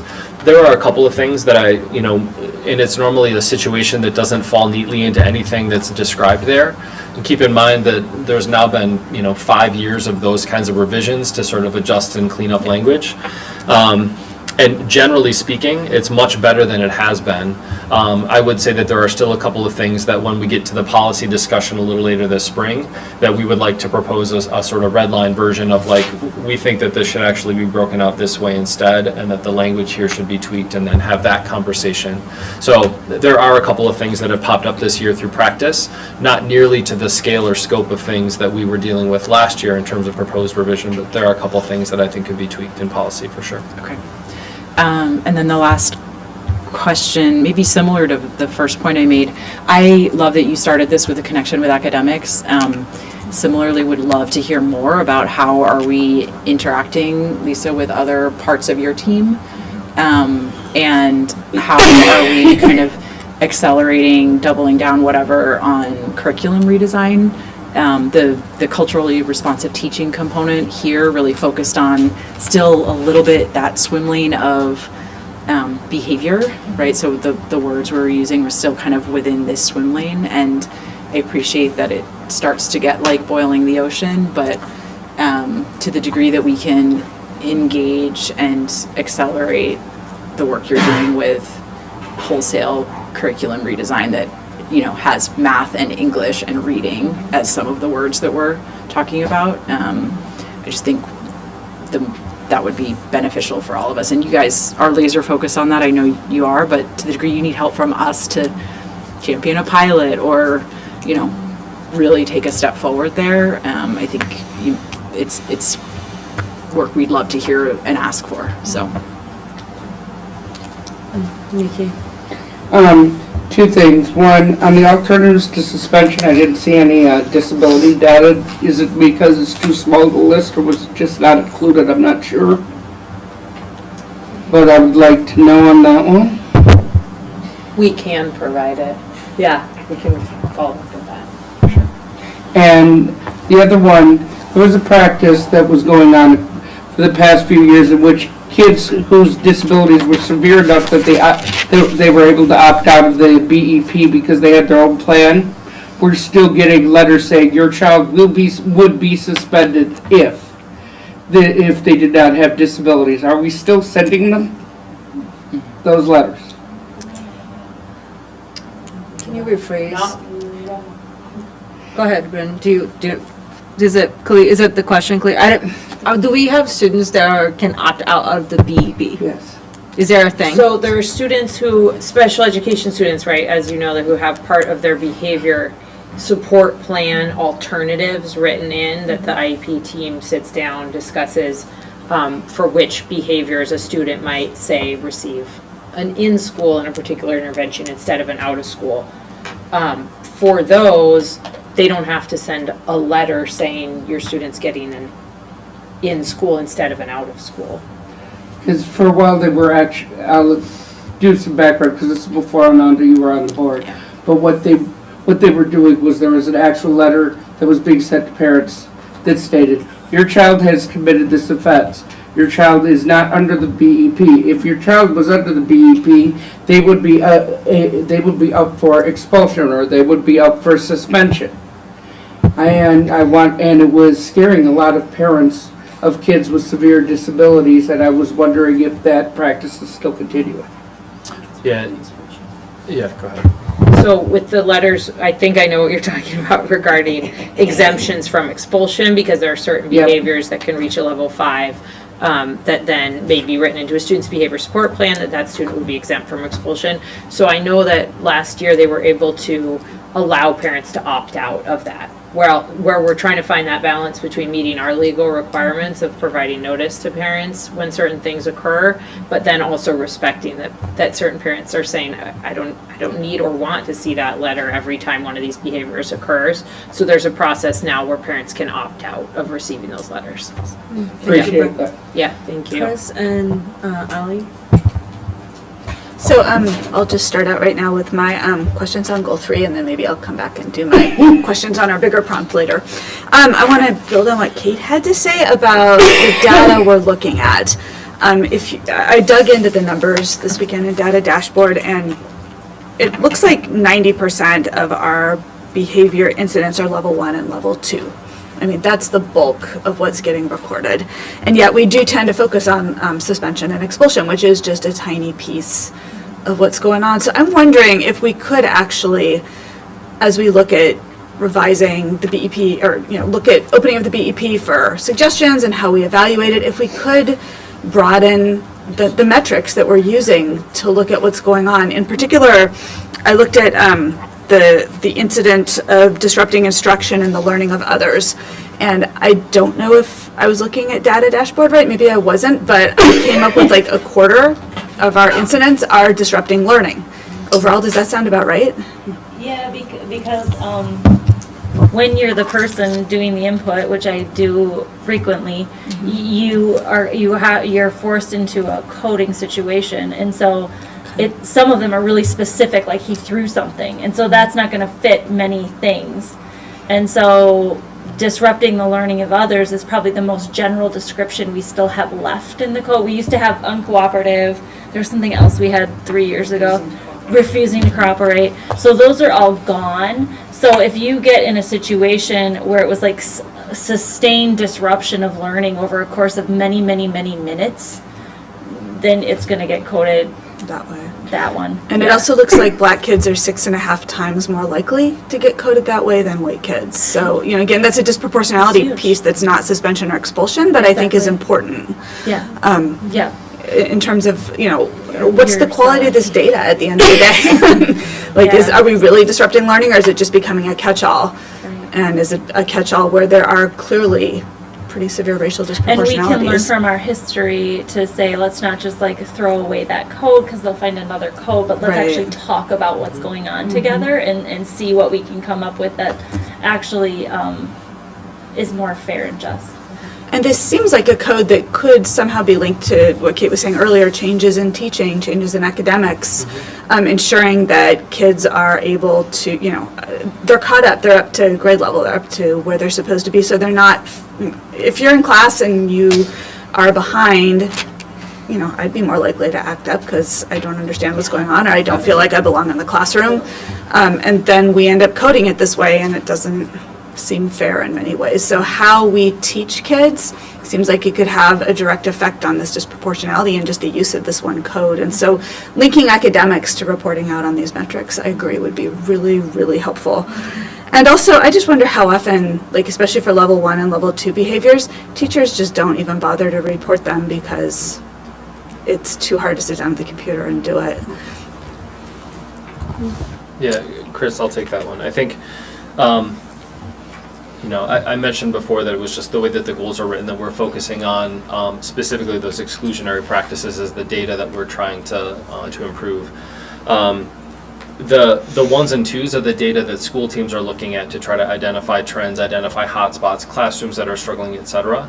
But there's just much more inconsistency across documenting. And in some cases, you're right. If a teacher feels like, I'm dealing with stuff, but this is, you know, part of my classroom and I'm making more mental data on what I'm doing, and that at the end of the day, we're not going to then enter all of that data because it's unlikely to rise beyond something that that teacher will handle.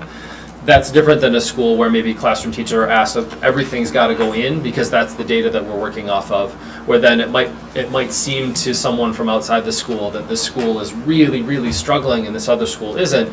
And then it's just two different approaches to sort of documenting level ones, so to speak. And so that's why I think we've moved to it. There's far more consistency with the way that in-school suspension and out-of-school suspension is applied that I think makes it better data for us to truly analyze, because we believe that that is consistently applied across schools.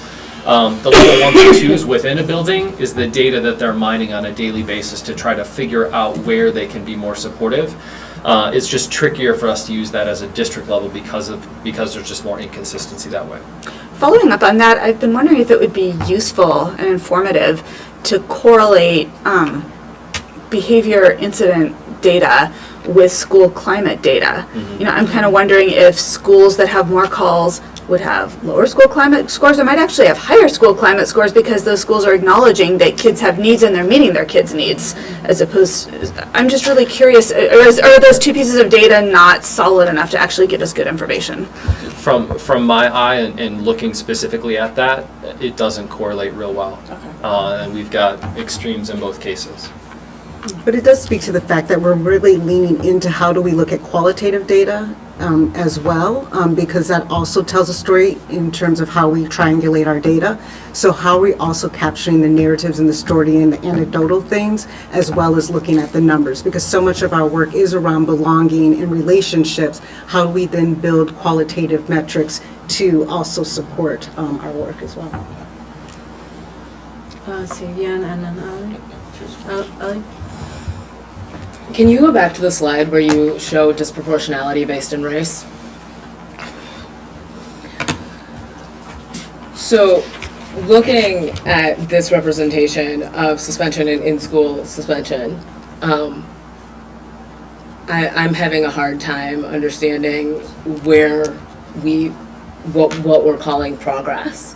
Particularly in terms of disproportionality, if Black students are overrepresented ×3 at this current point. And I have argued over and over again that we don't have any behavior data we have discipline data. We have responses to specific students' behavior that result in discipline, right? So there are kids who show up to class late and they don't get sent to the office. There are kids who consume an illegal substance on school property and no one knows. We all know that as a reality. So what we have here is not about how students behave. It's about how we behave. It's who we respond to and how we respond to specific groups of students. And this says a lot to me about how we feel about who belongs at school. And it says to me that we are less interested in Black students being at school. And so I'm wondering how we use information to examine and analyze our own behavior, examine the tendencies of our educators. And I'm also wondering who generates this data, right? Is every teacher in every classroom engaging with their students in a way that breaks down like this? What percentage of our teachers are interacting with or referring students for discipline? And are we looking to the kids who are being suspended and asking them specifically if they feel like they belong at school? The impression that they have around their success at school and whether or not that is a priority.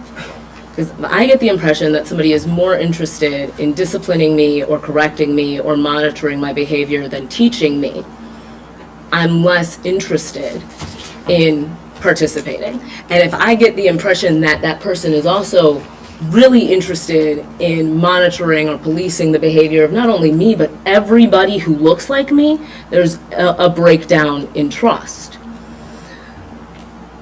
So I think there's a lot to be discussed in terms of this particular slide. And I think it's a somewhat disheartening representation of where we're at, although I think it's an accurate representation of where we're at. My major disagreement is how we're framing where we're at and who we're saying is responsible for where we're at, right? If we say this is about how Black kids behave, I'm like, I think that that's a problem.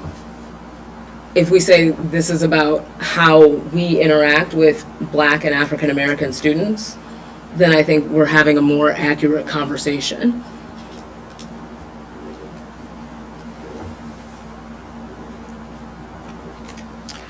I think what's fascinating about this board, and I'm really glad, is that I think there are people on this board that actually have gone through the system. And so when I hear your story, Ellie, I know you're evoking... I'm not telling my story. Well, when you're hearing your, when I'm hearing your point, I feel the evocation of the stories that actually happens every day in our schools. Oh, were you gonna say something? Yeah. I spend almost all my waking hours thinking about this, and so where I've landed and the reason I want to be contributing and working and teaming down here is for this conversation.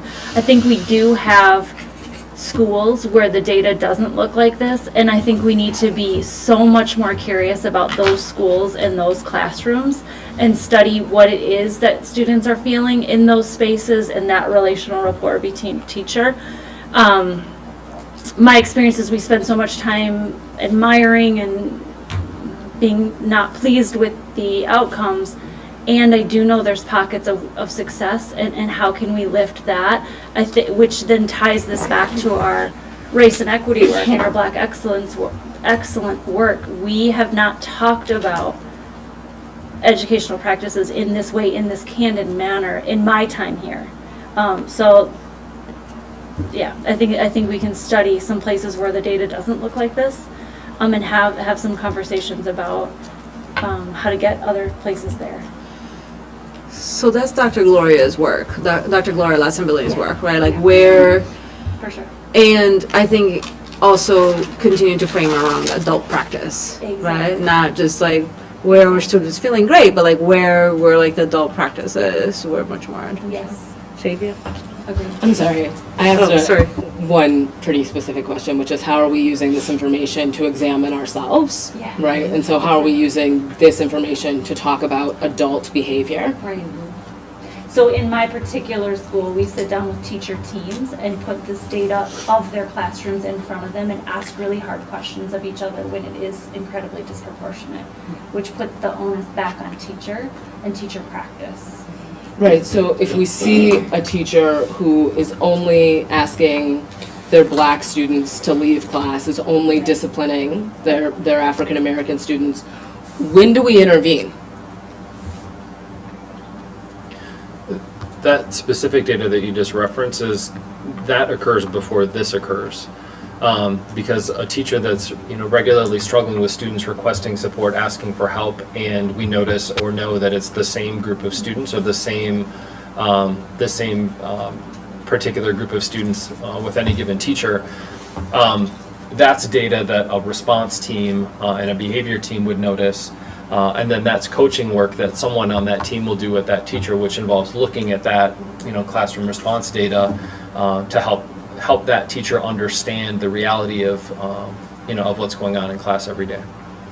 So it's data that schools are using to reflect with a focus on changing adult practice. Right, because you can look at this and say there's overrepresentation of African American students. You can also look at this and say there is underrepresentation of white students, right? So we are really excited to discipline black students and seem far less compelled to discipline or suspend or expel white students. And I'm imagining that the range of behaviors we're talking about are present for the entire student body. Interrupting class doesn't seem to be something that would be uniquely racialized, unless we consider things that are uniquely racialized to be disruptive.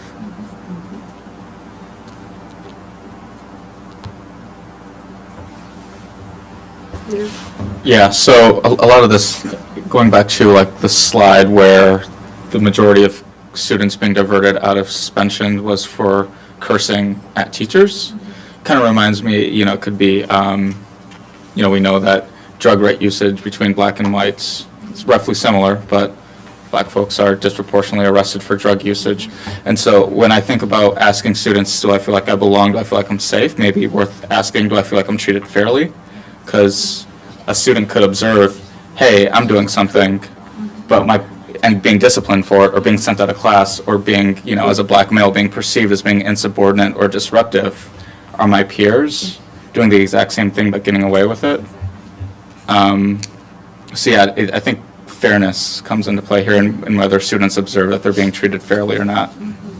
Or equally, I think is the piece, Mhm. because fear can be led to when we talk about equality, am I being treated equally? Yeah.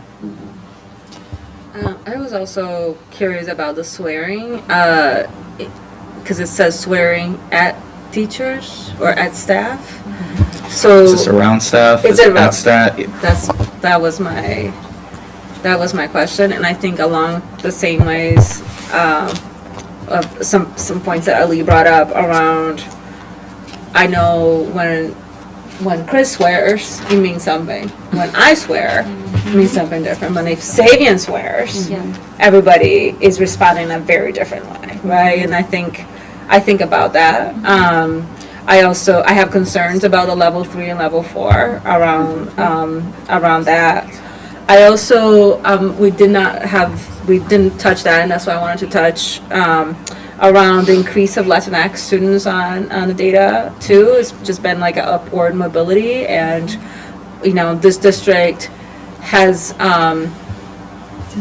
talked about black students in absence of Latinx students, and I wanted to make sure that we bring that forth, that conversation. When we're talking about black excellence, that means that Latino students, Latinx students, Hmong students, Indigenous students are part of this conversation, right? It's not mutually exclusive to them. So I'm also really curious about what is a comprehensive adult practice rubric around all the data work that you all are doing and the sort of the priming that you all are setting up around the BAP.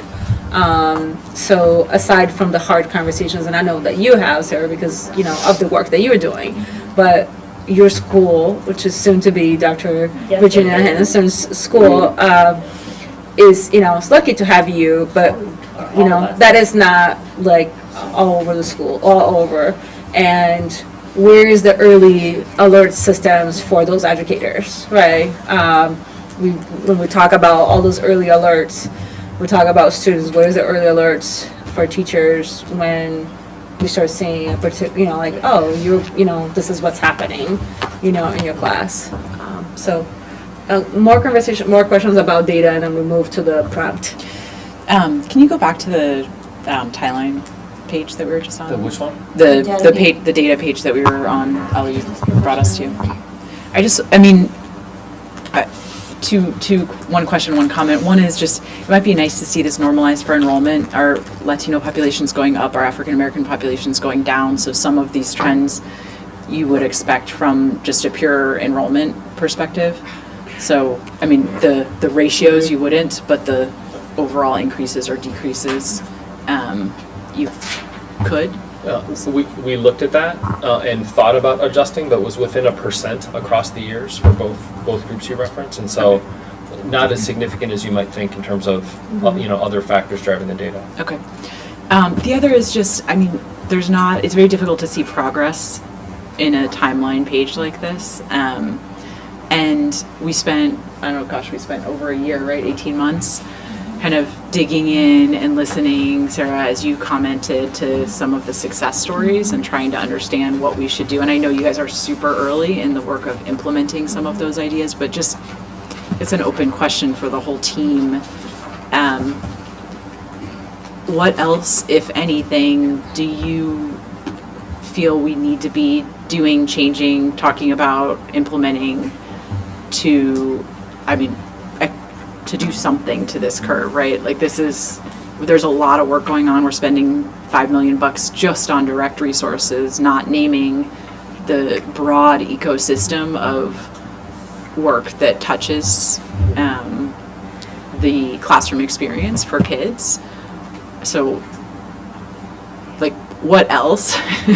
And I know we spent 18 months on this, so I'm not asking you to rehash all of that, but do you feel like in 12 months' time, we're going to come and have a very different conversation based on the work we've set up and the foundational practice work that you're starting? Or do you feel that we need to be doing something more aggressive or different, I guess? I will say that I think our strategic framework lays out the conditions that we want to see in our district to move the needle on the very stuff that we're talking about. It couldn't possibly be more complex in terms of all of the pieces to the puzzle. We've talked about curriculum, we've talked about relevance, we've talked about rigor, we've talked about authentic engagement, we've talked about fundamental skill development, we've talked about relationships with peers, relationships with adults, culture and climate across the school, family community engagement, foundational practices and ways of interacting among kids and among adults. We also know that having a really good response system and having a really good intervention system that seamlessly plugs students that need additional supports into Tier 2 and Tier 3 interventions, having resources for all layers of the system, effective professional development in an ongoing and supportive way with space for teachers to apply and practice what we're talking about. We have pieces of all of those things in place. I think we collectively understand that all of those things could improve to move these numbers in the right direction. At the heart of it all is mindset, and that's work that this district has been very focused on for the last number of years. The question is, how long does it take to change mindset? So if you had to pick, you just had a laundry list of things that we've talked about, right? And arguably not all the things we've talked about have resulted in kind of changes in a classroom for kids. If you had to pick two things, each of you, of what are the most high priority levers for us to focus on, what would they be?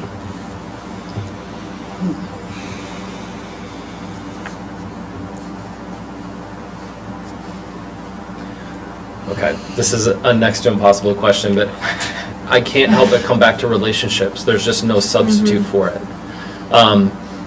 This begins with our hiring practices and finding people that come in with the right mindset and core beliefs and ability to really, really get to know kids, to make sure that they know that we love them, we expect a lot of them, and we're not gonna let them slide sideways and sacrifice their academic development. Okay, so the input is hiring, the output is relationships.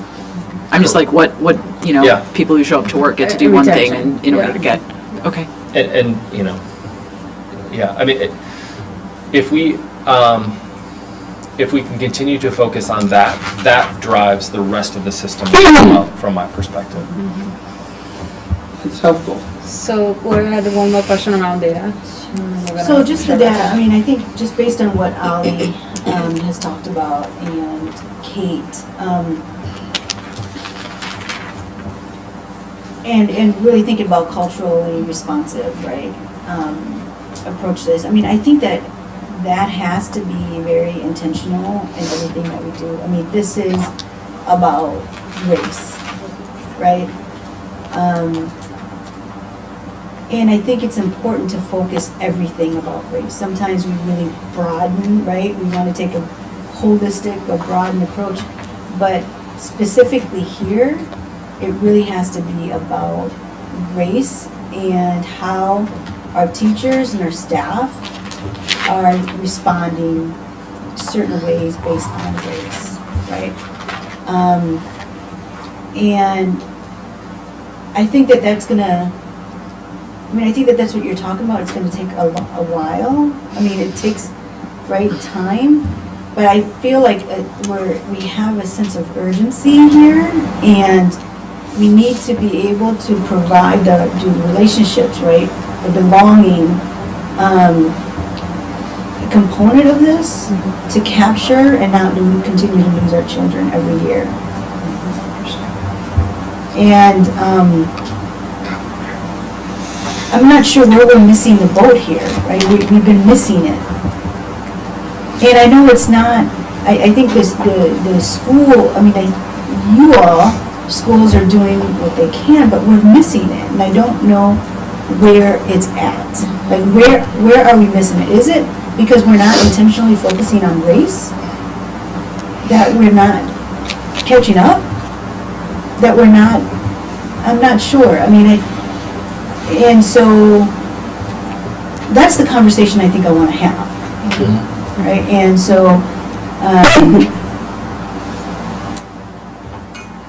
in really implementation part, I mean, you know, we got to sort of the exterior part, and policies, and like process, but I don't think we've really gotten to the root issues of race here. And I just really want us to get there, right? Because I think that is what's going to take us. So I'll make a quick comment, because I appreciate your framing, and I shared this with Jay. I mean, if we could, I mean, we have, back to the investment, like, we know that it's not that, right? We have invested a lot of money. If we continue to have this sort of dismal progress, it's gonna, and nothing else change, it's gonna take us about 15 to 18 years to get to a proportionality. And that's absurd, right? And I think that is the level of urgency that we need to be talking about, and articulation of being anti-racist, despite Bettina Love, despite, you know, amazing people that we have, despite the amazing students that we have. And so I think, I just wanted to elevate that, and I can't remember which one was first, Jane and Ali. Yeah, so I think another kind of question that's specific to data is suspension in school or out of school working?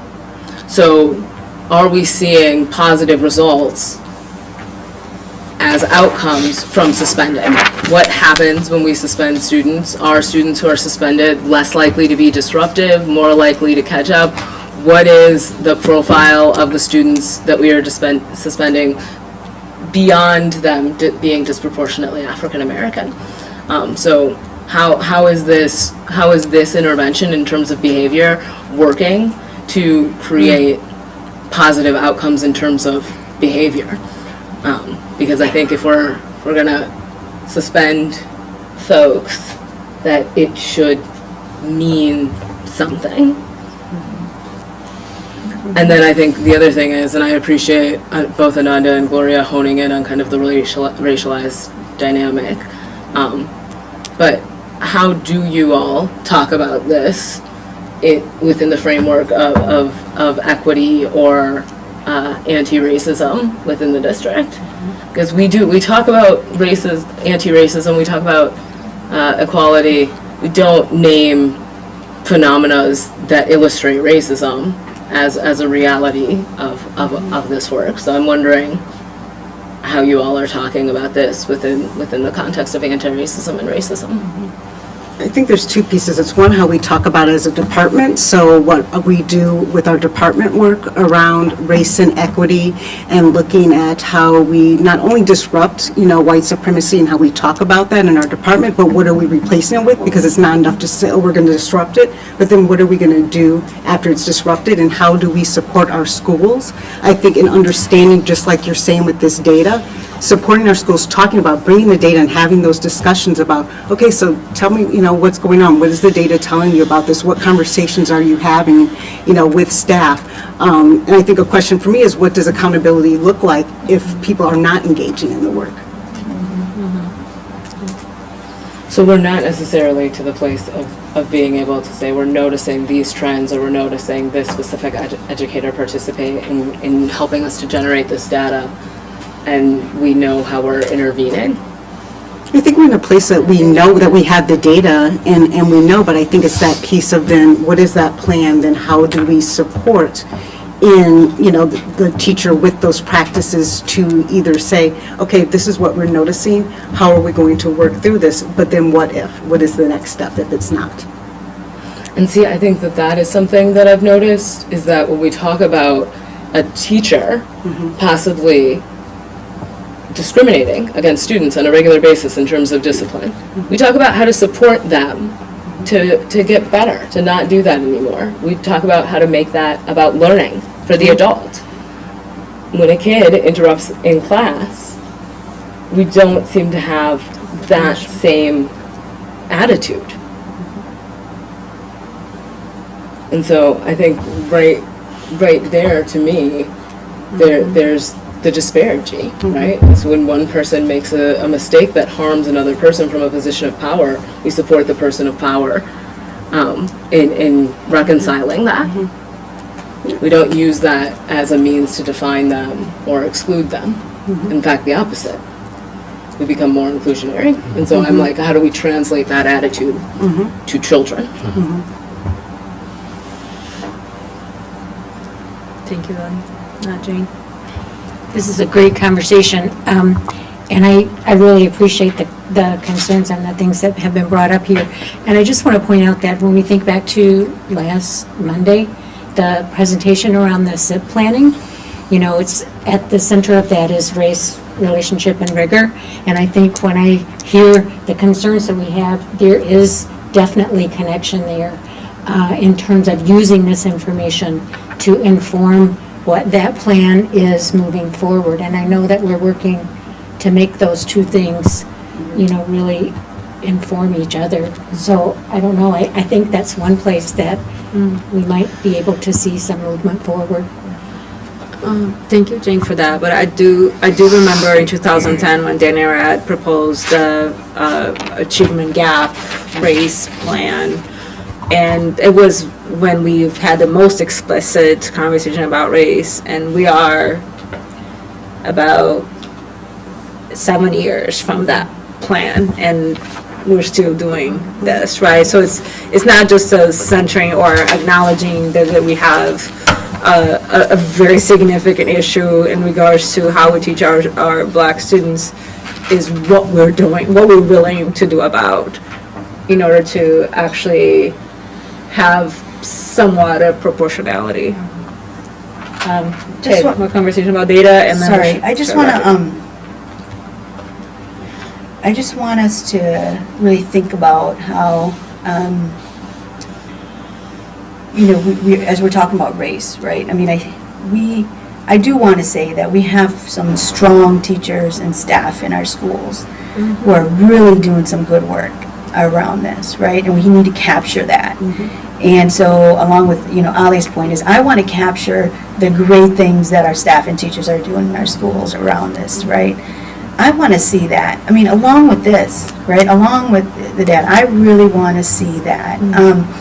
I think we can't forget that, right? I mean, we want to demonstrate and support our teachers who are doing, and staff who are doing really well around this area, right? How are they intervening? How are they supporting their students and relationships? And so we want to continue to push, but I also want us to recognize all the great things that are happening, right? And the complexity around this issue, that this is a community issue, right? Our teachers and our staff can only do so much around the challenges that they're experiencing in the classrooms. Our kids are coming to school hungry. They're living in poverty, sometimes homelessness. I mean, we have to really consider all that, right? And so our teachers are being placed in a lot of, you know, they're being placed, don't look at me like that. They are really, our teachers are being, they're faced with a lot of challenges in the classroom. And I want us to recognize that. But this is all very complex, and it's all about race. It's about, you know, the challenges that our students are coming in with in our classrooms, and there are a lot of great things happening in our schools. Thanks for your comment. I wanted to move to are we still talking about data? Okay. To move to the last slide, and I want us to just do a round robin around how can the board work with the district leaders and school teams to help establish a positive culture and climate in every school. And I'm wondering who is ready to start responding to that question. I'm going to look to you, Chris, because I know you. So hopefully my answer to this isn't too long, but the two big levers that the board has to work with are policy and budget. And so I think the first thing we need to do is make sure we have good policy. And part of that is making sure that our behavior policy is high quality and is working, and that's easy to say and hard to define. I think a big picture question for me is, how do we compassionately and respectfully and fairly or equally hold everyone in our schools to high standards, and do that using a growth mindset for everybody? And that means students, families, and staff. You know, not looking at anybody through a deficit lens. And again, that's high level, it's hard to measure, but it feels like a starting point to help us think about what's working with the BEP and what could be better about the BEP. That said, I think there are other policy things we could do that could help relieve stress in our schools, either changing policies we have or maybe writing some new policies that might reflect themselves through changes in behavior over time, because we know stressed kids and stressed staff and stressed families might not behave in ways that we think that they should. So some ideas, one that we're doing is reducing the amount of testing, standardized testing that we're doing in our schools. And with that, I think trying to make a very concerted effort to stop labeling children as failing would go a long way towards improving behavior in our schools. And maybe one thing we could do is stop giving kids their MAP test scores when they finish the tests, so they aren't all comparing and thinking, oh, I got a 500 and he got 1,000, I suck. I mean, that would take some stress out of kids' lives. We could really focus hard on instruction and getting kids to grade level to reduce stress when they get, they move on and they're not at grade level and they're feeling like they don't belong. More recess, more learning through play for our youngest children might take stress off kids who maybe aren't developmentally ready to read, but are ready to get those reading foundations in place through play. Looking at the amount of homework stress going on in our high schools, I think would be a really productive thing to do. I think there's a lot of homework in high school, and if you have to take care of siblings and if you have to work after school, it could be overwhelming. Considering this quality of school meals that we serve kids and how that might reflect in kids' behavior, what we're feeding kids is going to directly influence behavior. And how that gets to a budget decision as well, because right now our school meal program is, it's supposed to be self-supporting, and we feed our kids really bad food because that's all we can afford. Looking at how our transportation offerings at MMSD might be stressing kids out and possibly causing them to be tardy when it's not their fault. I know that the Metro bus that my kids would ride to Memorial, if my oldest kid didn't have her license, gets them to school late often, and then they're like completely freaked out about going into first period late when it wasn't their fault. How many kids are facing that? Likewise, kids who are homeless and riding cabs to school and 4 or 5 years old, like what does that do for behavior, and how does that influence families? We could also look at things that are happening in our schools that might be negatively impacting relationships or could positively impact relationships. I know we've had conversations about mixed grade classrooms as a budget, as a way to manage class sizes and improve our budget, but I know when we had mixed grade classes at my children's elementary schools, it also did phenomenal things for relationships. My kids had the same teacher for 2 years, and everybody in every grade knew everybody else because of the overlap between, kids got to know kids a grade above them and a grade below them, same for families, and it really helped the school feel like a tight-knit community where people were looking out for each other. And the flip side of that could be, the staff turnover is probably having a negative impact on relationships because it's hard to build a relationship if you're only in a school for a year or two and then you move on. So those are just some ideas about things that the board could talk about in terms of policy and, things that we make decisions about that could actually make things better in terms of behavior. And then when it comes to budget, I think we need to ensure that we're providing adequate resources to successfully implement the BEP, and also that we're allocating them equitably so that our schools and that our children who are have the greatest needs are getting resources proportionally. And that is both money, but also community services like behavioral health in schools. Like, how much do we need to expand that program so that all of our children in schools with high need are able to access that program? Do we need to look at expanding that to also include some drug and alcohol counseling for some of our schools? I don't know, but budget questions. Thank you, Chris. Gloria? We're answering this question? Yeah. Okay. Do you want me to go back to you? No. We're just doing round robin. Okay, yeah, go ahead, come back. Yeah. Kate? So, thank you, Chris. That was a very comprehensive list. I think there's a lot of good ideas in there. I'm going to be really short. One, I think we've had a couple of requests to take up literacy and our literacy early childhood kind of curriculum, and we have a new superintendent coming in. It's probably a good time for us to take that up, and that's mostly administration work, not board work, but I think it may be worth us having a discussion around that. And then I heard, Jay, you say hiring. We hired a recruiter.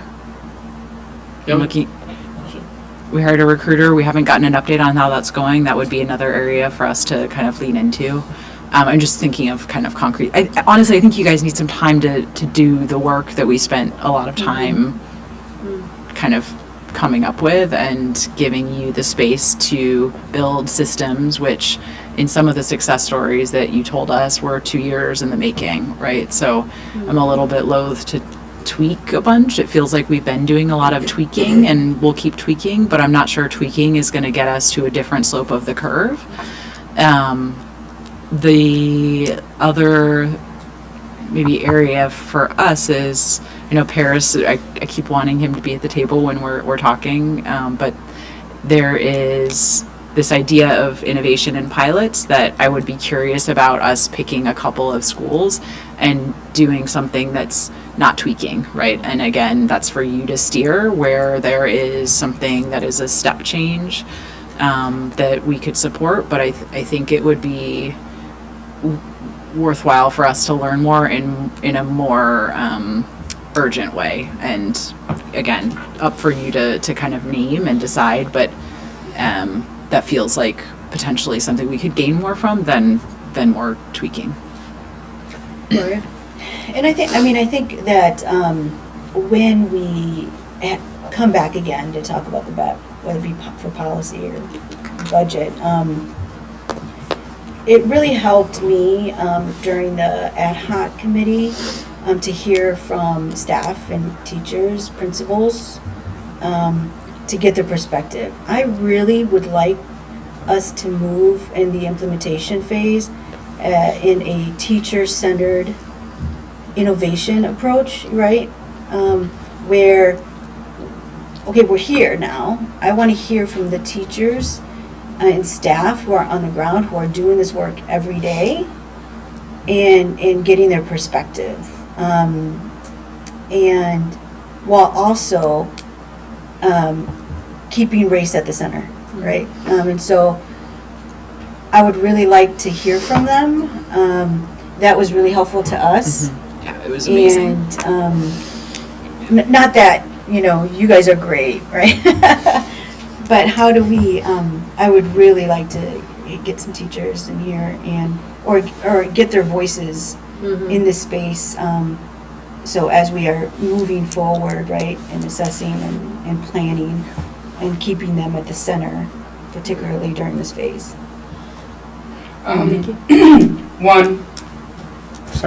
One, we have to work on hiring more teachers of color. We've shown that's what changes the needle, is when people react to the curriculum, react to things that are culturally relevant, and work with people who look like them. I never had a disabled teacher until I went to college. Never saw someone in a wheelchair until I went to a university basketball game when I was a kid. I didn't realize they existed. Now, people of color, I'm not sure they're seeing it the same way. I can't comment on that culture. I can only comment on my own. But I think that would be a start. What we need to do, though, now, right away, is this. Offer more honors courses to make sure that people actually feel that students belong there. Provide the tutors and the mentors that are needed for students to succeed. And can we please quit calling it behavior data? It's not behavior when it's how you handle it. Is it truly how someone's behaving, or is it how they're reacting? If we're going to honestly look at it that way, then at least we should realize that psychologically, you're not, when you look from one neurotypical, non-divergent view, you're going to miss a heck of a lot. Thank you, Nikki.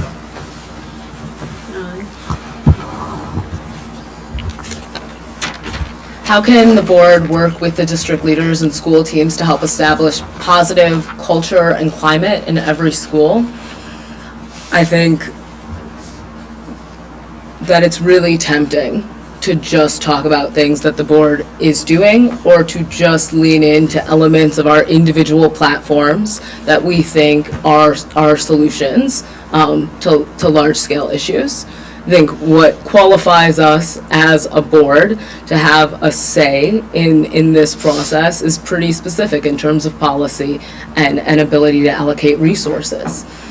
I think when you look to policy and how what is developmentally appropriate and best meets the needs of students is utilized within policy, I think we have a lot of work to do. I think there's a lot that we need to reconsider in terms of when is a discipline an appropriate thing, and what are the flags that allow for us to identify when discipline isn't being applied appropriately or within the realm of equity. And so I think that that's an area that we need to explore extensively. I think if food was the answer, if transportation was the answer, if parental education, involvement, diversity of staff, if all those things were the answer, I think at least one school in our district would be producing significantly different data, right? You'd see schools with different makeups producing really, really different outcomes. I think what we see over and over again is that the most salient factor in whether or not a child will be able to read at grade level, or whether or not a child will be suspended, is race. And I think our board is obligated to examine practices that are inherently racialized.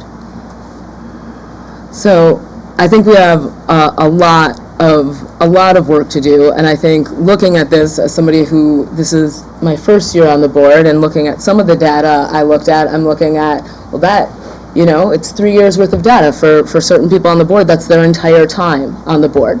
So the question in my mind becomes, what has the board done, right? What have we already done? What have we already talked about that hasn't changed the outcome? Because doing more of that will also not change the outcome. So I think we have to look at, we have to be honest about the things that we've already tried, about kind of where we're shifting our efforts and our focus, and the material consequences for our students. And I think having as fleshed out an understanding of that as possible is part of our work as a board, is to enhance our own understanding and interact with information effectively and remain critical. And hopefully, you know, look outside ourselves to solutions that are the most impactful. But I think a starting point is saying that where we're at is not acceptable. And so an outcome kind of driven approach that says this is how we're going to change, how much we're going to change, how we expect to create that change is something I'm attached to realizing together. So Savian, and then you can go before me. Savian? So,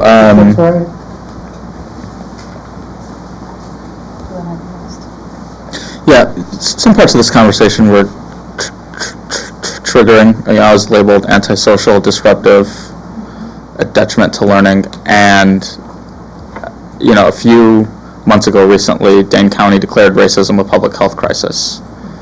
Looking at some of that data, it is evidence of racism in our schools, and I'm interested in looking at this through a lens of public health. And in terms of our capacity as a board, I think it's really important that we look at this holistically. And, you know, off the top of my head, how do we get more health professionals in our schools, more psychologists and therapists in our schools for students who are having some challenges at home or wherever outside the school? It can help teachers inform their practice on how you can be more empathetic educators as well. So, yeah. Vicky? Just wanted to say I respect what Ollie says. I was on this board for almost 3 years. Some things we did well, some things we didn't do as well. We fought what we could, but that was a different board. This board is more poised to change what we need to change and to go through what we need to go through. I'm not going to point fingers and say we did everything right. I can't do that, and I won't. But I'm willing to take on this challenge, and I'm glad to do so. Nika? So I wanted to say I really appreciate the student voice and the emphasis throughout this entire conversation on that. But I think that in regards to like relying on students to advocate for themselves, I don't think that's like necessarily something that should be the burden upon students. I think that we need to figure out a balance between like students advocating for themselves, but also realizing like it's not our job as people in these schools to like, I guess, push forth that change. Like the burden shouldn't fall upon us. But I think that through this process, questions that like we would need to consider to continue to ask would be how to engage students and get our input at every point in this process and empower our voices to come through.